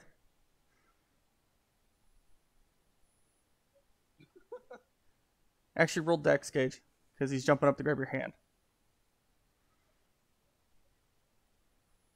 there we go. Boom. Gage, Jeremy, this time you got a running start. You didn't even have to use your hands. You put one foot on the cliff and you hop up and you see the the giant wasp coming your way. So I'm gonna hop right back out.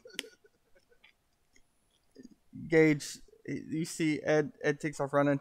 he jumps, and you were able to grab a hold of his hand and pull him up. Okay. Ed, as your head pops up, you can see the wasp. So while I'm jumping, can I do a knock one of my bow and kind of shoot off something at it, try to scare it away? So that would be a disadvantage because you came up, and you would have to use an action.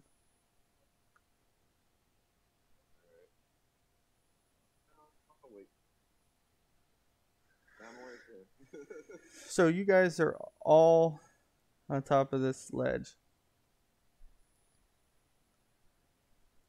looking at a giant wasp that definitely is not. Yeah, it definitely does not look happy to see you guys. Well, I'm gonna try to insight it. Or no. If we pick up those rocks, we could try to fucking strength throw and fucking hit it in the wings. Oh, you're gonna eat it? It's on the floor. Rolling It's it. on the floor. Might as well fucking good top on it. Full send.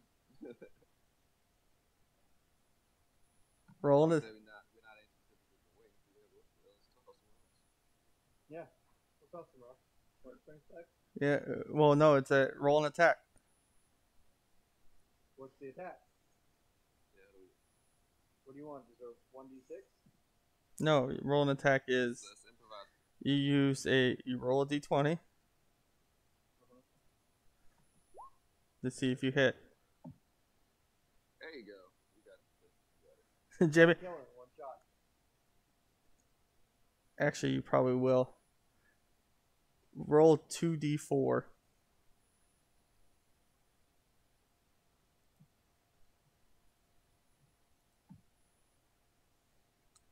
You hit this thing and like you hit this thing in the face and it just explodes. It's just pieces of bug everywhere. Survival guy. Let's see if we can't scatter something. But you guys still hear buzzing.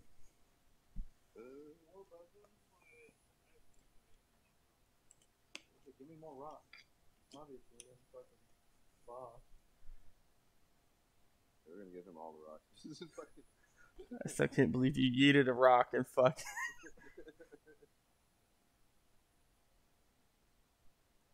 give it another try.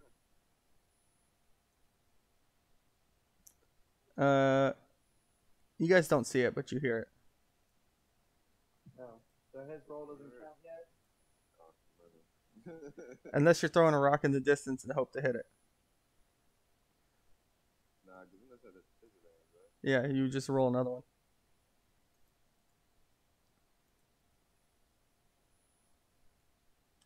Alright, so what are you guys doing?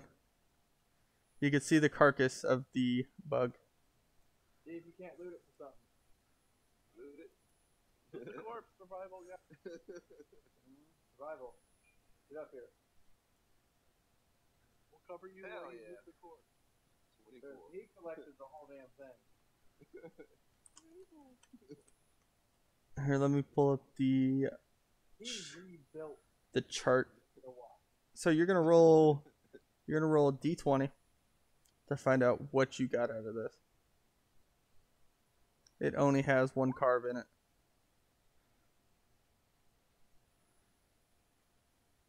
Got a 15. At 15. At 15, you're able to scavenge one of its wings. Oh.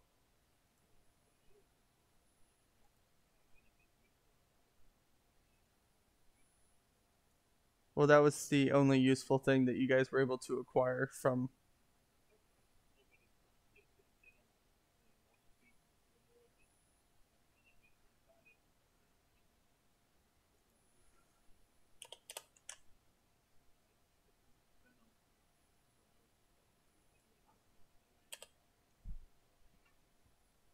Do you want to roll? Insight.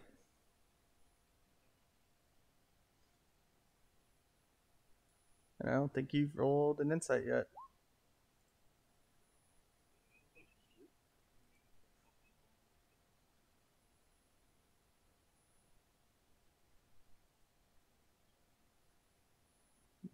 Yes, it is. You know that this bug has it could paralyze. And looking at this wing,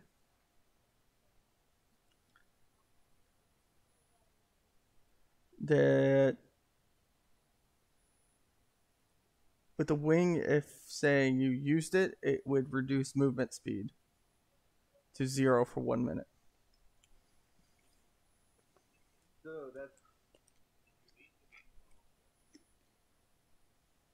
That'd be an arcana for that, to figure out whether or not you eat it, or say you make it into a potion, or you.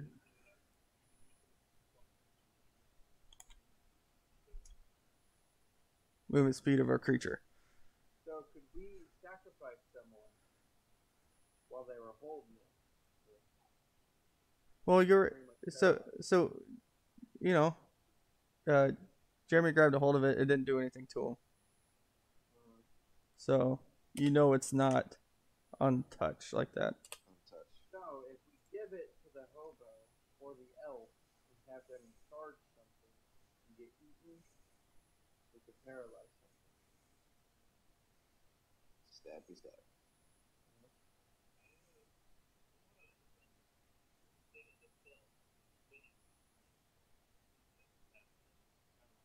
Yep.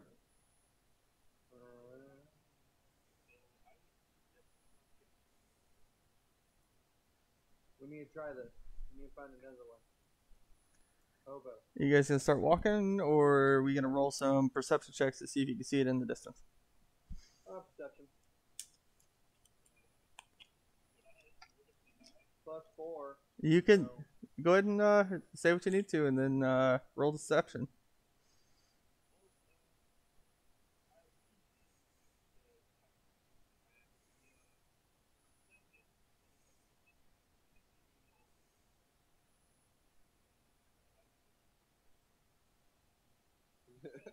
Oh god.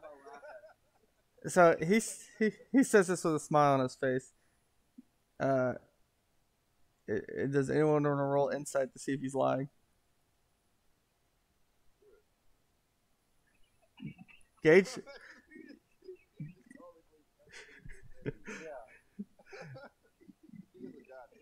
Gage 100% believes you, and the other two are like, this guy's blowing smoke in my ass. well, I mean, at least one person over here enjoys stuff. A booty gerbil.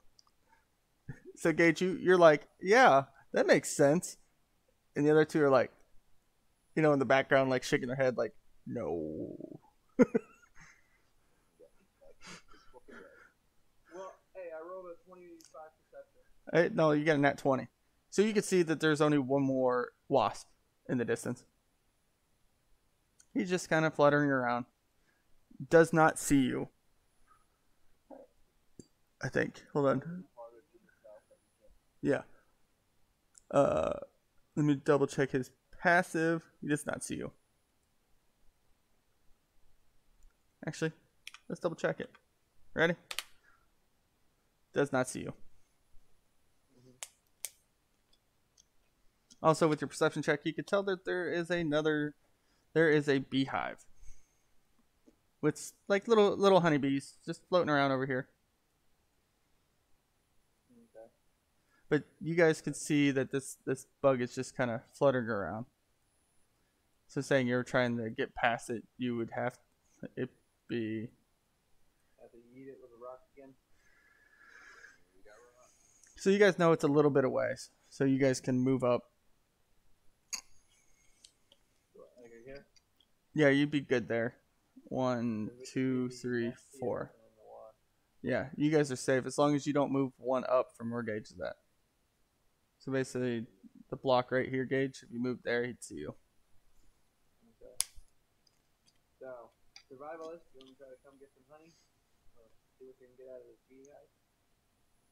See, well, should I do like a stealth first to see if Oh, you want to be stealthy? I'll say, if he Like, just good goes up idea and if I'm trying to- collects out of this, I want let's see him. if Jeremy makes enough noise like he did last time. Yes. Oh shit. I don't see nothing. I don't need that. Wait for it.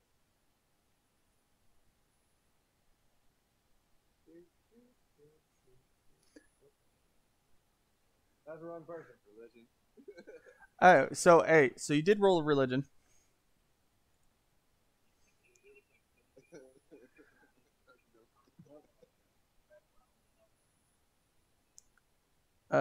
Hold on, let me check your thing. Hey, Damn. look, there it is. So since you rolled that religion, you rolled a 20. And you could tell Gage is some kind of religious man.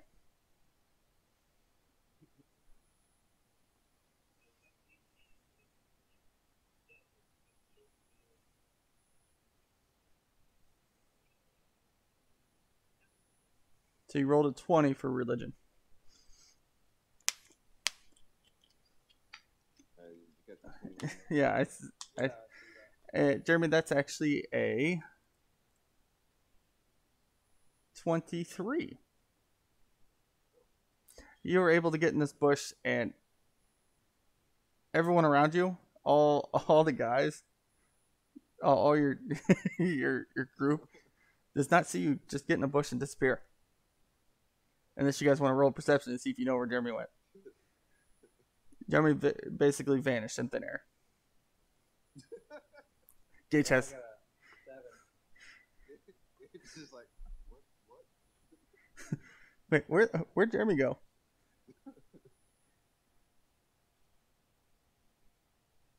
You saw Jeremy go into a bush, but you can't see Jeremy. More like I don't care.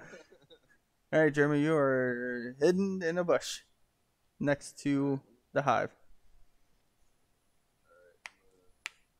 I want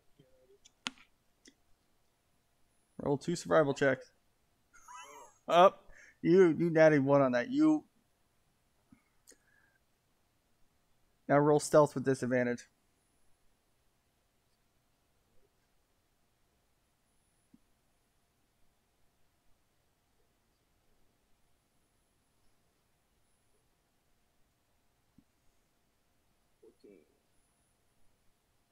The bee noticed you at the hive because you just destroyed it. You weren't able to get anything out of it. It heard you crush it. You stuck your hand in this hive and you're like, I'm just going to eat it. Instead of putting your hand in softly, you punched it. You were overexcited about I just punched the shit out of the hive, like, and well, I turn around to the guys. I'm like, I think we should run. run. I'm gonna try throwing a rock. Hold on, let me see.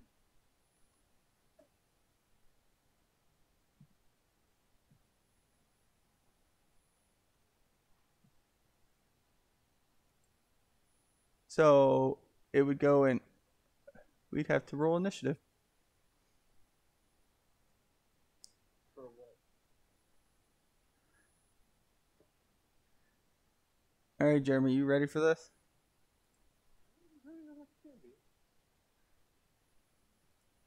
We'll see what happens. Because he sees you punch that, he comes flying in.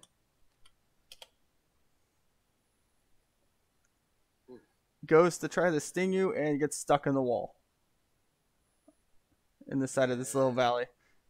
So he's fucked. Damn it. You might as well try to hold them up right then and there, so we don't do any damage to them. Oh wait, I just did this disadvantage. Shit. Well, either way, you hit him. His wings are still flapping. So he's kind of pinned against the wall, but he's still alive. And if he just got hit by a bow, he just got pinned even more. Yep. Anybody else want to help attack? So basically, it'd be your guys' turns because he's incapacitated. What happened? My weapon didn't even show up on here. Because you didn't add it. Get at it, so. So Ed, Ed, what you missed is the wasp went to sting Jeremy. He nattied 1, missed, and got his stinger stuck in the wall. Jeremy retaliated, shot a bow, pinned him even more to the wall, and he's just buzzing around, stuck on the wall. Is there an attack order? Or? Oh, it's basically it's any order you guys want to go. However you guys want to finish this. Because Okay, I'm going to cast Spell Check. you're gonna go up and touch it. No, that one has a 120-yard range.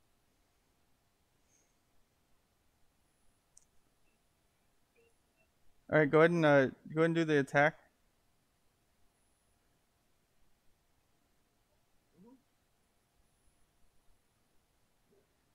What else does the thing say?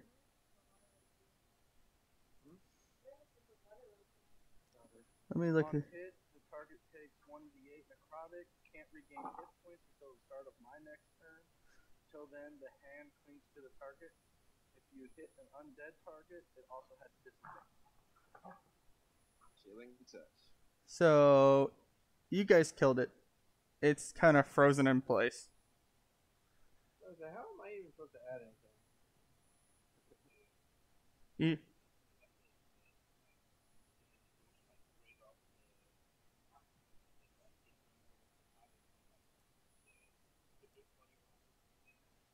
Oh, so you would like to take the stinger.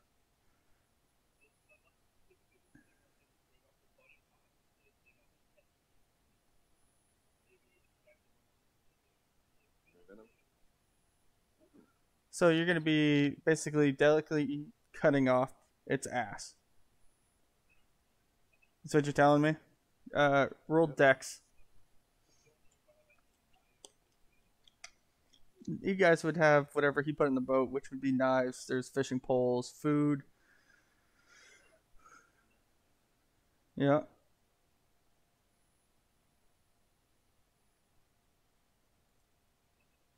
Yeah, you cut the lower half off perfectly and you're able to hold it without stinging yourself. And Jeremy, that gives you the ability to carve.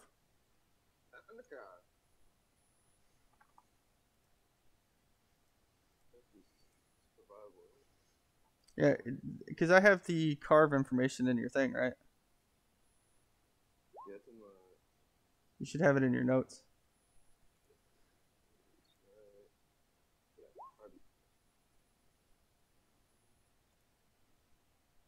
So as long as you beat a 10,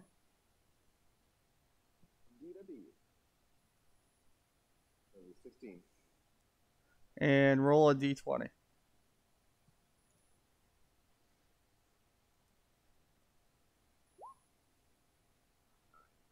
A 9.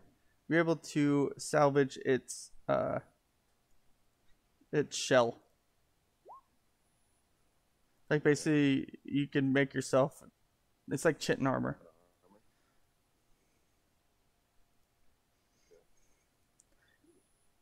And I'm gonna add this to my notes. So what are you gonna do with that stinger?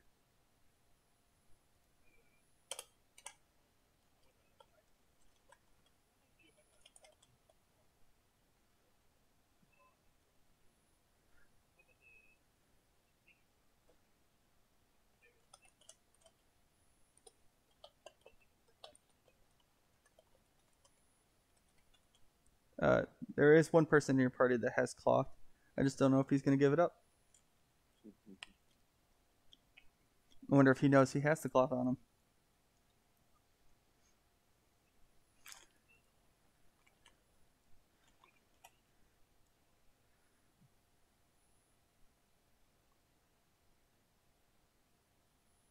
He's talking. Talking about my fancy clothes. Don't you have those spare clothes on you?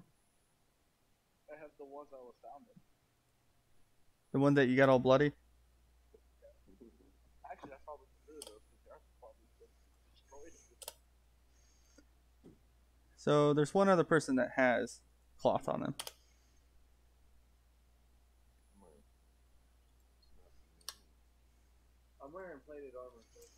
You have a piece of cloth on you. Says who? It says everyone else that has looked at you and what's hanging out. Yeah. Would someone like to describe this cloth to him?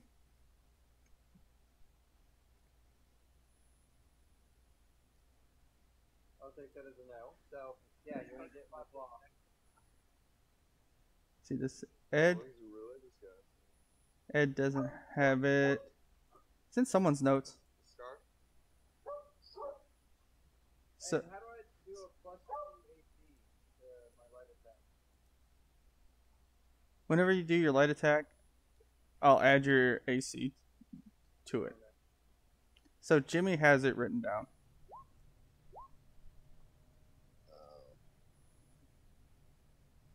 I think this is before you started taking notes, Jeremy. So Gage, inside, like, who wants to roll perception?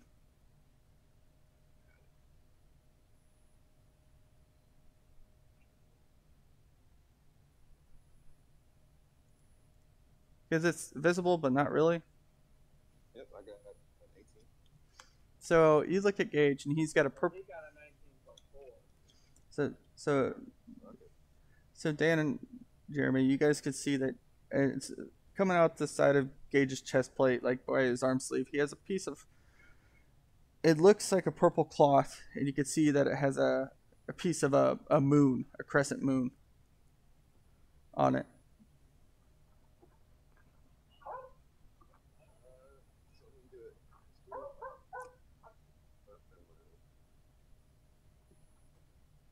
Jeremy, you have no idea where it came from.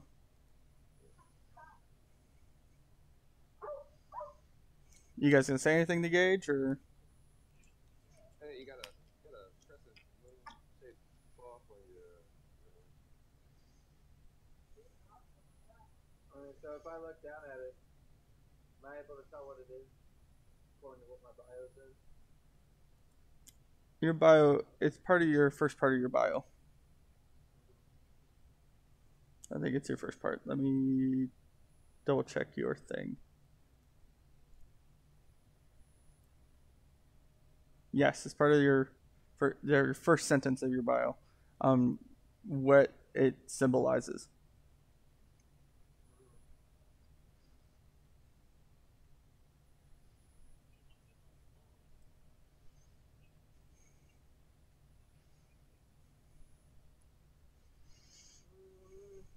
I'll go ahead and look at Ed. Since he should know exactly what it is too.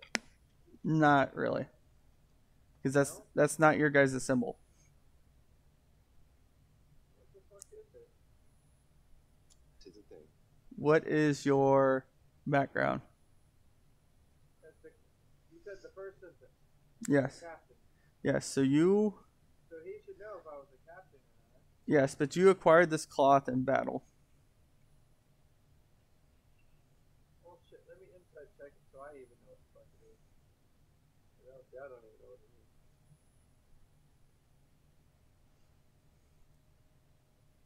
Yeah, so you acquired this in a one-on-one match against another captain of a rival army, and that is your token of victory. Okay, so yeah, you ain't getting this.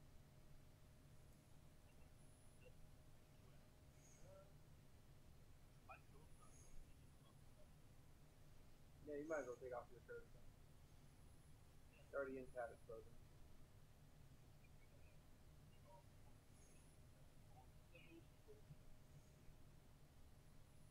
You rip it off and you wrap.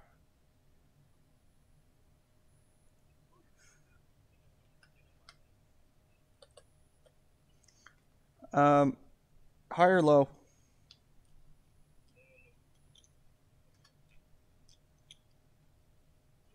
So the stinger is kind of, when you look at the stinger, it looks like a tarantula's tooth. So it's got a nice little hook on it.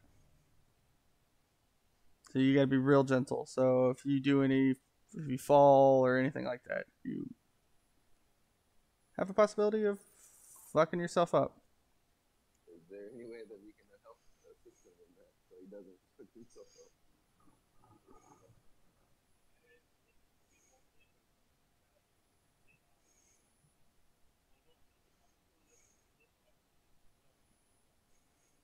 Yeah. Oh, that's you guys. I got 11.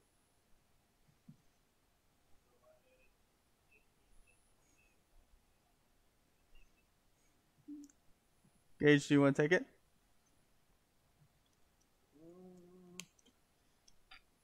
Fine, I will carry your shit for you, but I better get some shit out of this as a reward. If not, I will toss it.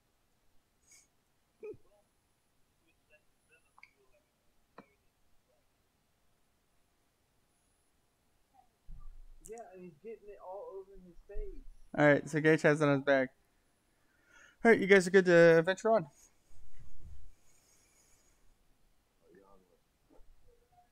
How'd you fucking up so badly?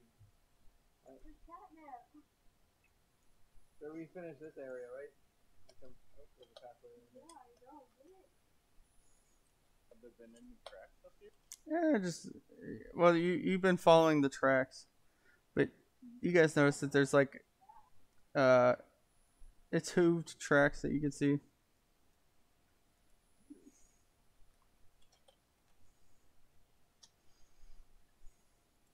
And when you turn the corner, you see there's a pig with a bunch of mushrooms on it. I'm gonna try to shoot him about. You're gonna straight up just shoot the thing. Yep. You hit it, it squeals, it runs.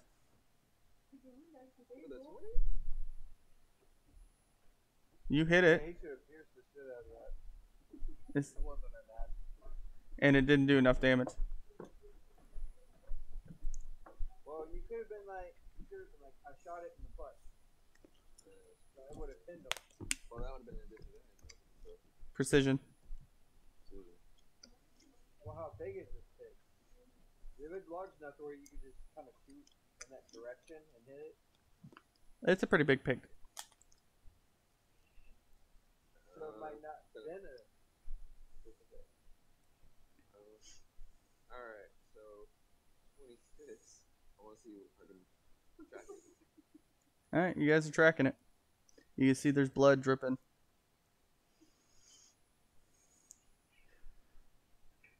Someone roll. Let me double check what this thing says.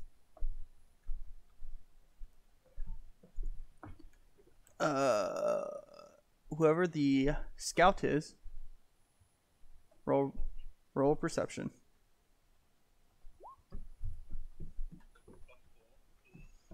You hear a screech and then electrical discharge. Oh. Who are you trying to persuade, Gage? No one? Wrong thing. I pressed something on accident. I'm trying to persuade the beast to let me kill it. Do you? Just go ahead and die for it. All right. So, Yeah, right? what do you say? What? No, I'm just kidding. Nope. You rolled it. What did you say? I'll be like, drop dead, bitch. That would be intimidation. Freeze, motherfucker. My persuasion? Don't run, you'll only die time. Yes. Do that. This will be easier if you just You lay say on my sword. you say that, and the pig comes back. And now we kill it. And he just kind of rolls over and lays down.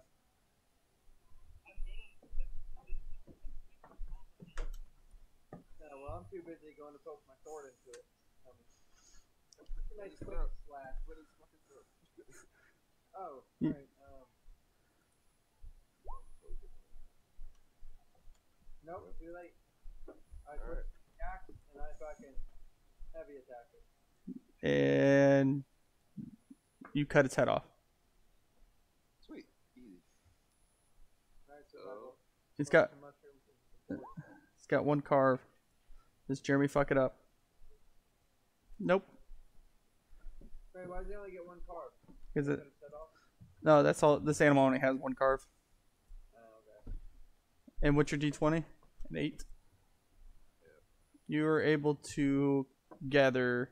Ooh. You gotta. You should know what this is.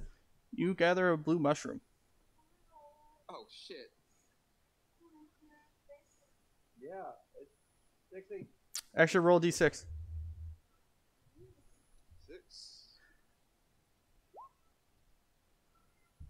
What'd you roll? 5. A 5.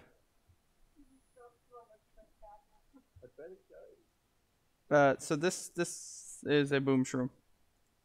Yeah. A boom shroom. Yeah, they explode. And what else does it do? Well.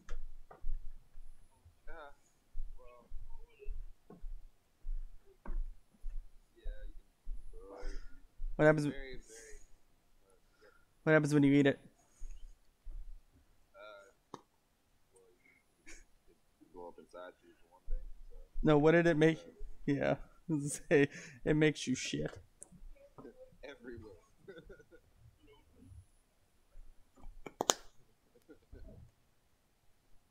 Alright, so since he collected that, I'm gonna go ahead and throw up a perception. Since earlier he said that he heard what was it, electrical discharge. You can see it in the distance, around the corner. That's a +4. Okay. Around the corner. So like what? Over this way? Yeah. You should see its light, Okay. and you also see Maybe drop. mining veins, but this creature is aware of you. Okay. Alright, my job's done. What now? We found the beast with the electrical nutsack. Now we can always try to cut it off. You know, shoot it with a bow. Now it must die. All right. So you guys engaging? I'm gonna try to sneak up on it. Yeah.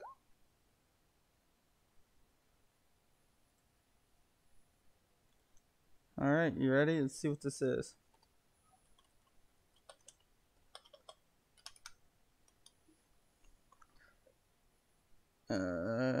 Perception is wisdom. Lucky bastard. He did not see Jeremy. Doing stealth. It's fucked. I'm in full plated armor. There's no point for me to stealth. I'm just gonna stand behind the tank.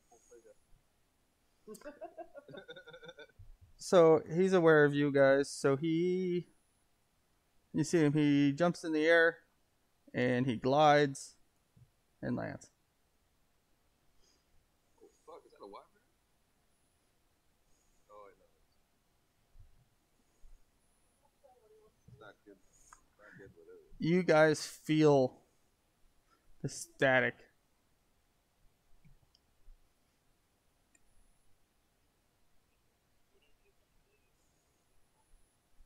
Okay. Yeah, he is. Alright, so as quickly as possible. So I'm guessing, how big is this thing? It's so this thing is like when it's on all fours, it is taller than the Tefling.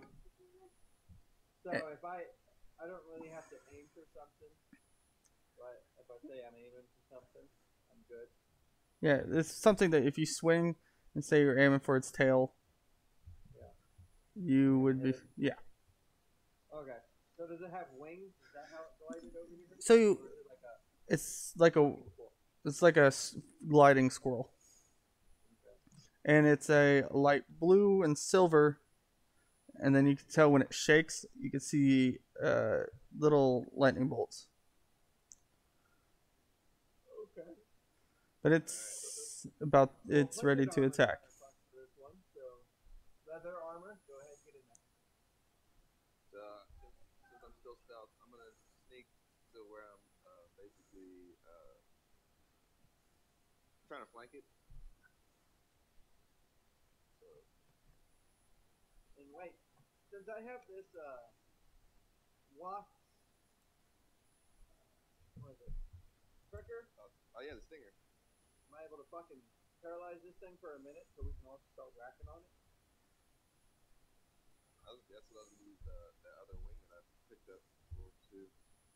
So I'd rather use the wing so we can use the stinger for something better. So attach that shit to your arrow and just launch it. well, Stop. Jeremy would have to get out of stealth. Well, not necessarily, because if he's behind them and it's focused on us, You we have have an advantage in a stealth. the stinger. Yeah. But here, I'll have the wing. But you have to figure out how you're going to use the wing to do that. well, I mean, if he's I'm gonna attach it to the bow, like you said, What? or attach to the one of my arrows and then just shoot it with it. Is that what you want to do? well, is that gonna work? Because now I'm not sure what. Because you said it'll basically stop creatures from moving. Yeah. Yeah, for a minute. So,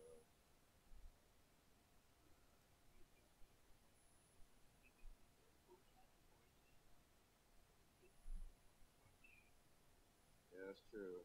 Well, it's not untouched. We know it's not untouched. So shit. No, it's for creatures, so it wouldn't do it to us untouched. You're considered a creature. Humanoid is a creature. Never mind. So it's not untouched.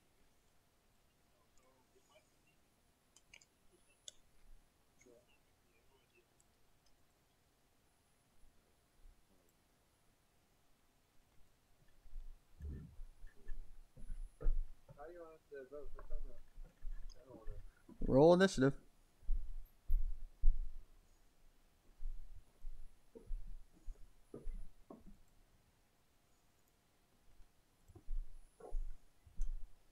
And Gage, waiting on you. What the fuck is it? It's a little red dice. It says initiative on your thing. Where? If you go to your Next to character your armor sheet, class. the armor class. Yeah. Oh.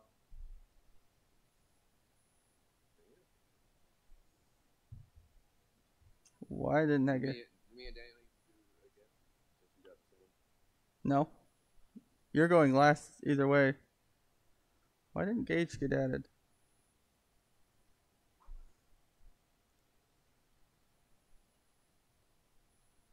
It says, but not valid token was selected. Did you have your token selected? No. Do it again. Select your token. Roll initiative.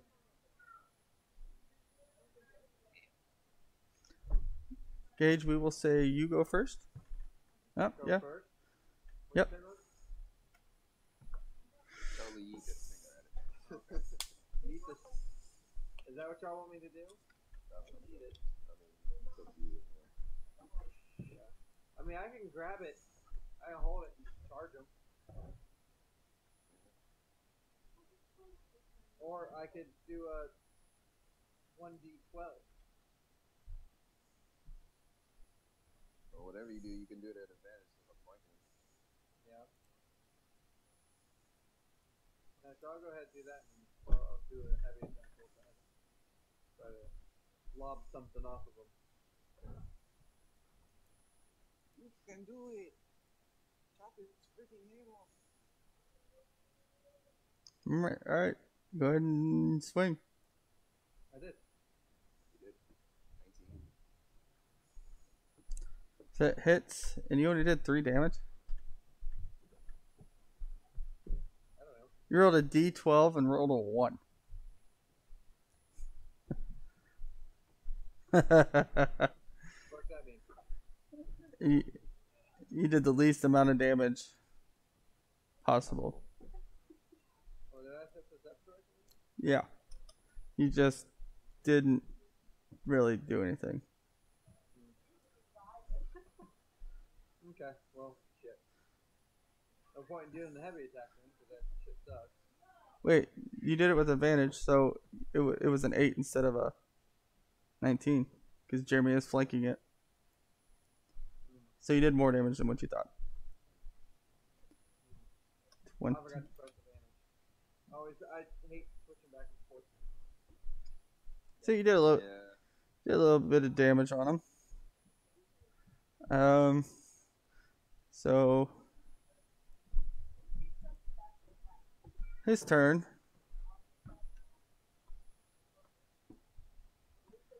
He is going to swing at you, Gage. Let's see. Actually, he's gonna try to bite you.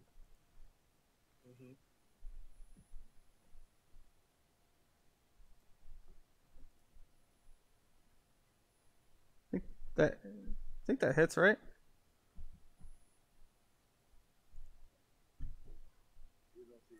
Yeah, I don't see nothing. Yeah, he had 11. I got a sword and shield, so. Plus 2 is 13, and he rolled 15. I guess it didn't pop up for you guys.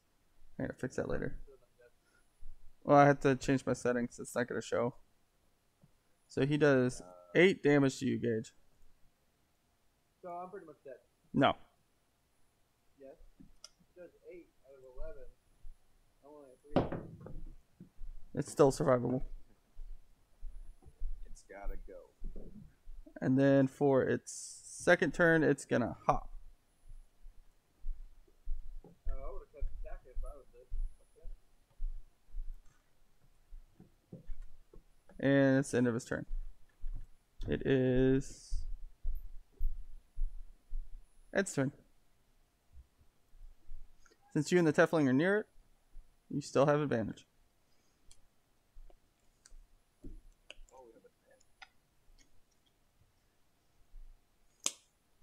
Because it's going to have to decide who it's going to attack.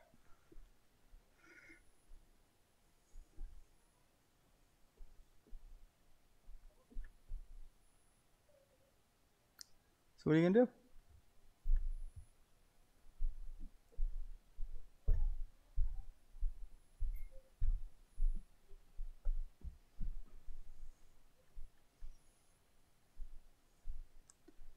So,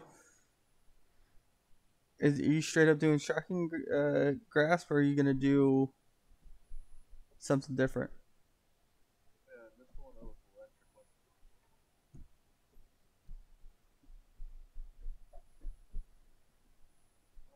Okay, then. Well, you didn't see my message. No, where'd you send it on my phone?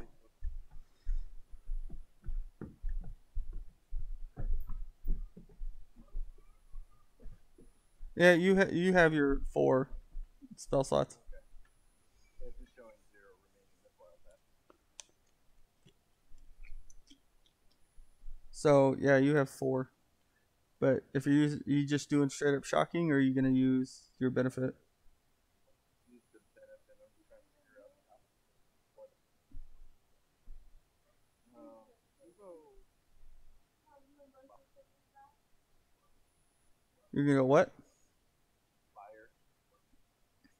So you guys are watching Ed. He casts shocking grasp. You see he puts lightning out of his fingers that turn into a, like, you see lightning come out of his hands, but it ends up turning into a fireball. And it hits him for 12 damage.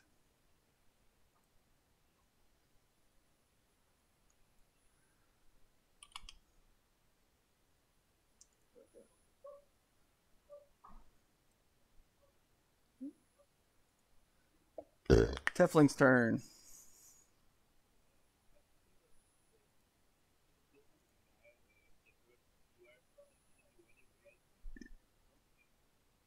Let me double check.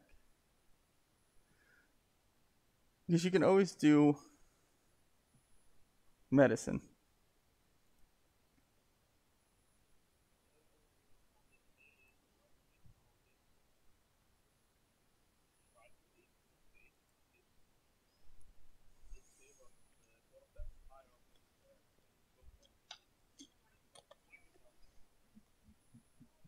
Alright. Swing and attack. Go with advantage.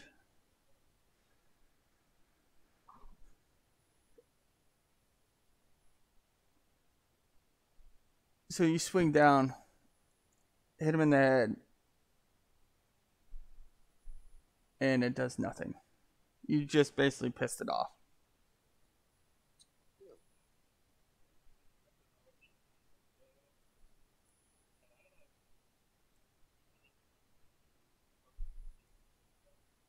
Yeah. No, because you can still use your movement.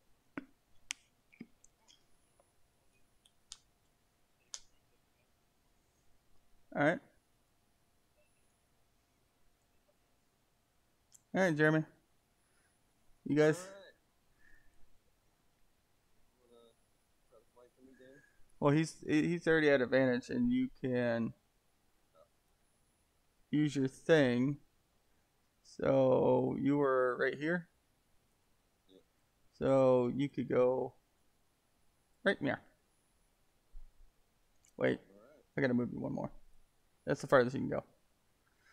Alright, so Are you gonna try to attack or? yeah, I'm gonna hit him with the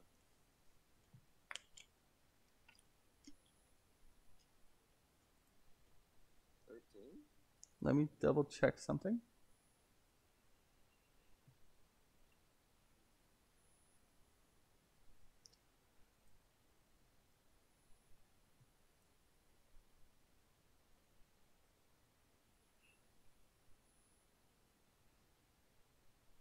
So roll one more attack, single attack.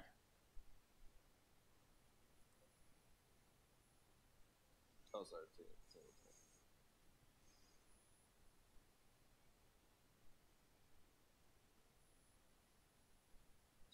Just a D20. Just take off an advantage and hit it that way. 10. So when you shot it first time with 13, the arrow sticks to him but doesn't do any damage. But you have this feeling inside that you're good against Dwarven and Dragon types.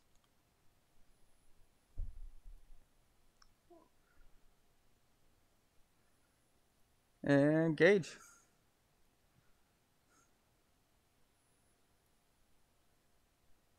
Basically, he didn't see where the arrow came from. You basically just shot him in the ass, and it stuck to him.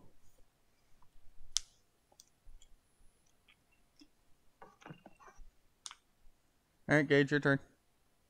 I did. Are you just swinging? Yep. Swing one more time. That hits. You bring this axe down. I'm guessing you smack him in the head. Sure. That's the closest thing I'm to. I'm not gonna run around. Fucking almost dead. You crack his skull. How much health does this thing got left? I don't know. You can see the bar. I can't. Yeah, we can't see the bar. I don't see my bar. He's feeling it. I'm feeling it now, Mr. Krabs.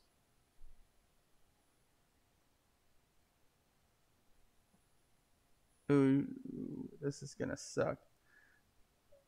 So he saw the Tiefling run away, but he got hit with he thought he was gonna get hit with lightning, and got hit with a fireball. So he is going to attack Ed. He's gonna bite down, and Ed, you take 4 damage.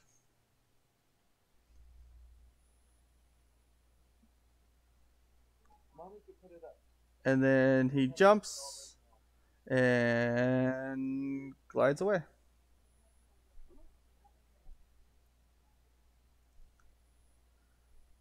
And it's Ed's turn. Is that where he landed? Yep, that's where he landed.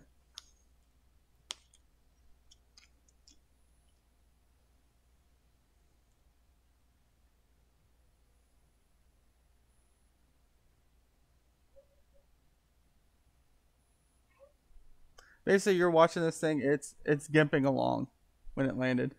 It's like he's in deep shit. I think we should aim for that crack in his skull. You know what I'm saying? Gotta Well, go. I'm just gonna do the classic. But I'm gonna go ahead and burn another spell slot when I do it.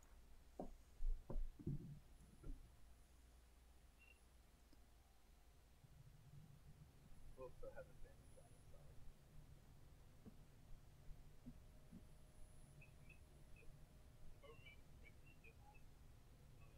It hits 3 times. So is that 9 damage then? Well, do I have to roll 3 d4s for?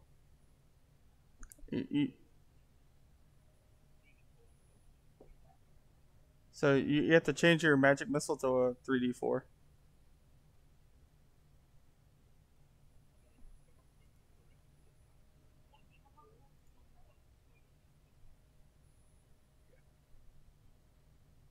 So roll 2d4.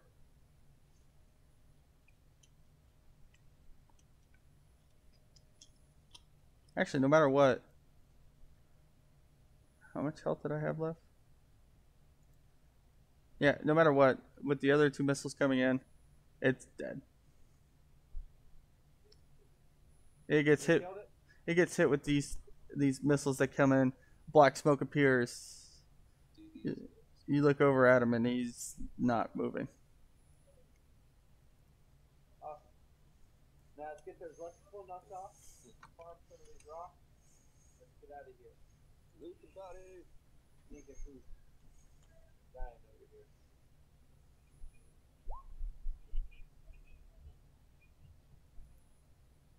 Yeah, you can watch this and do a jiggle. Watch. So 13. 13 is what you need to beat. You rolled a 21. And you could carve this thing 3 times. So roll it 2 more times. No, we're probably about done here. Yeah, I'm probably going to end it after when we do the carve for this thing. And then we'll come back to you guys running away. Okay, or are we investigating the rest of it? Because what? I can just eat something while we're here, right? Yeah, you have rations on you. You guys have rations on you. Say that. Where did it say that? Ed, put it in the boat. I was So, Broke, mining pit, 8, Jeremy, roll 3 d20s.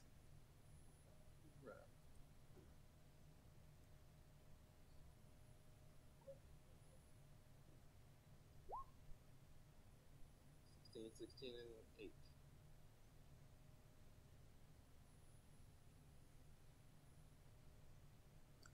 So, with your 8, you were able to collect a little bit of the fur.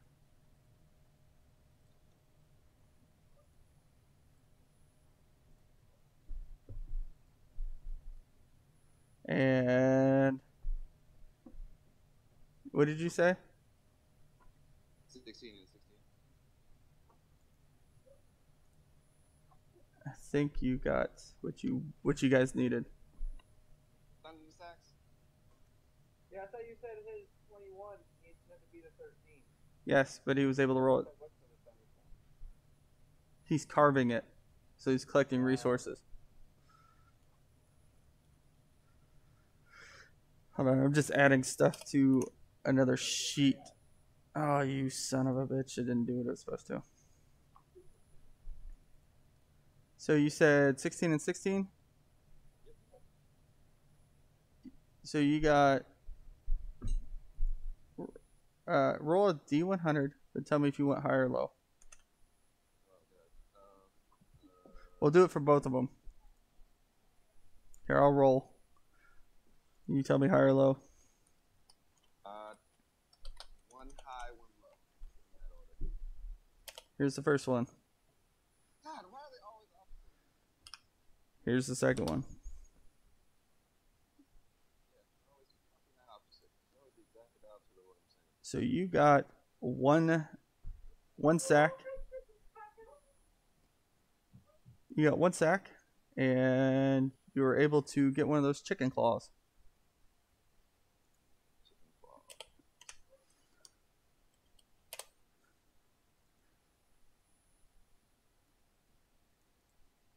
Ooh.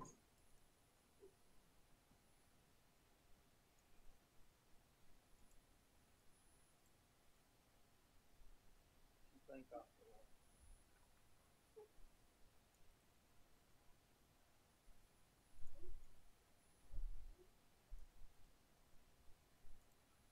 Hold on, I'm trying to add this to it. Stop down there.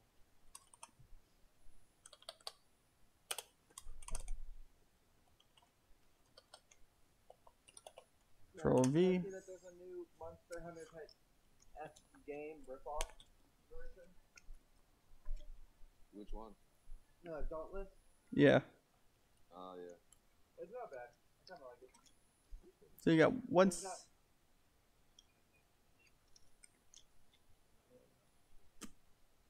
Monster Hunter is fun and all, but there's too much. There's too much going on for it. To where it doesn't. I don't think it makes it fun. All right, so you But guys, Dauntless is nice and simple. were able to collect your sack. Thunder Nuts. Yeah. Combine these two mines so we can get out. Oh, I thought we were about to. Yeah, Hey Dan, roll perception.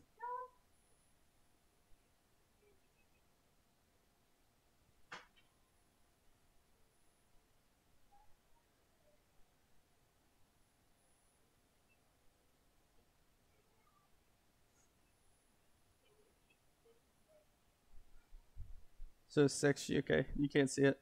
Who is the other one? Gage? Gage. a 9. So you guys can see that there's a little inlet over here. Like a little, kind of like a little lake. And you can see that there's another section. What leads to the other side of that lake that we were at? I don't know. You tell me.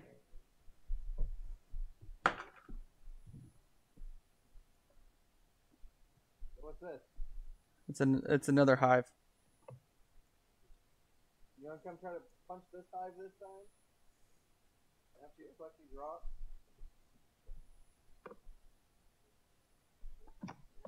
Yeah. I'll, Start moving, Jeremy.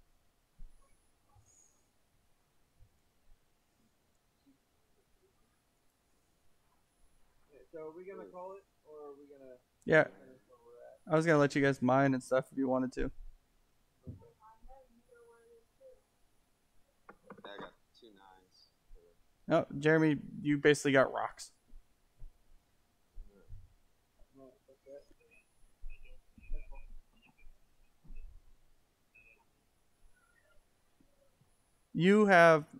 You basically grabbed the supplies that were in the boat.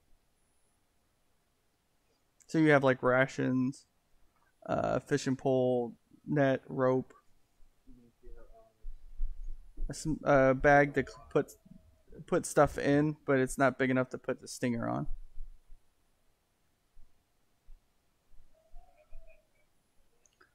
No, it's like a satchel. You know better than that. And actually, don't you guys have that drink that Zeus gave you? Yep. Someone does. Yeah, we still do. I do. I think, yeah, let's see.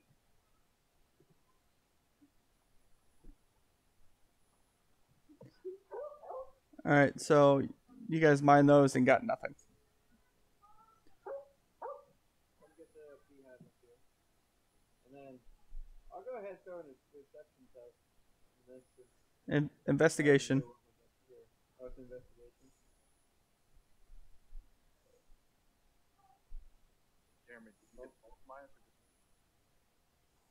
Yeah, he had those of them.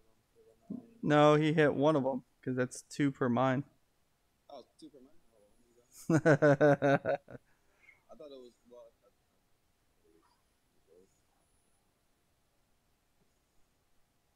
so 12 and the 13. 2d4.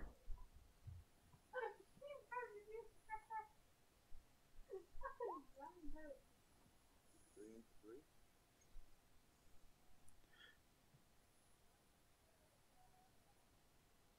You said a what and a what? Was it 12 and 13? 3. Cool. So you were able to get a blue crystal. Found a way to play with it now.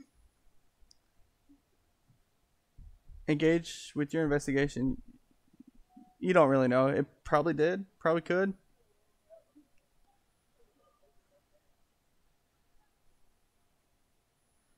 Saying if you jumped in the water, it probably would go, but you're not really sure. Alright, guys. So there's this thing right here. And there's another section right here. Yep. And it's like when the first water. So this might lead over there, but I don't know. So my suggestion is to throw a hobo in there and see what happens. Why'd you roll stealth? I want to see if I can sneak up on his head. Yeah, you're hidden. All of a sudden, Jeremy just disappeared. Jeremy straight up punches it again. A 9, yeah. Jeremy, you destroyed it again. It's just nothing in these. They're just punchable. That's all they are. Just punchable. Yeah, you said there's a bunch of items. All right, so we're gonna end it here. Okay. So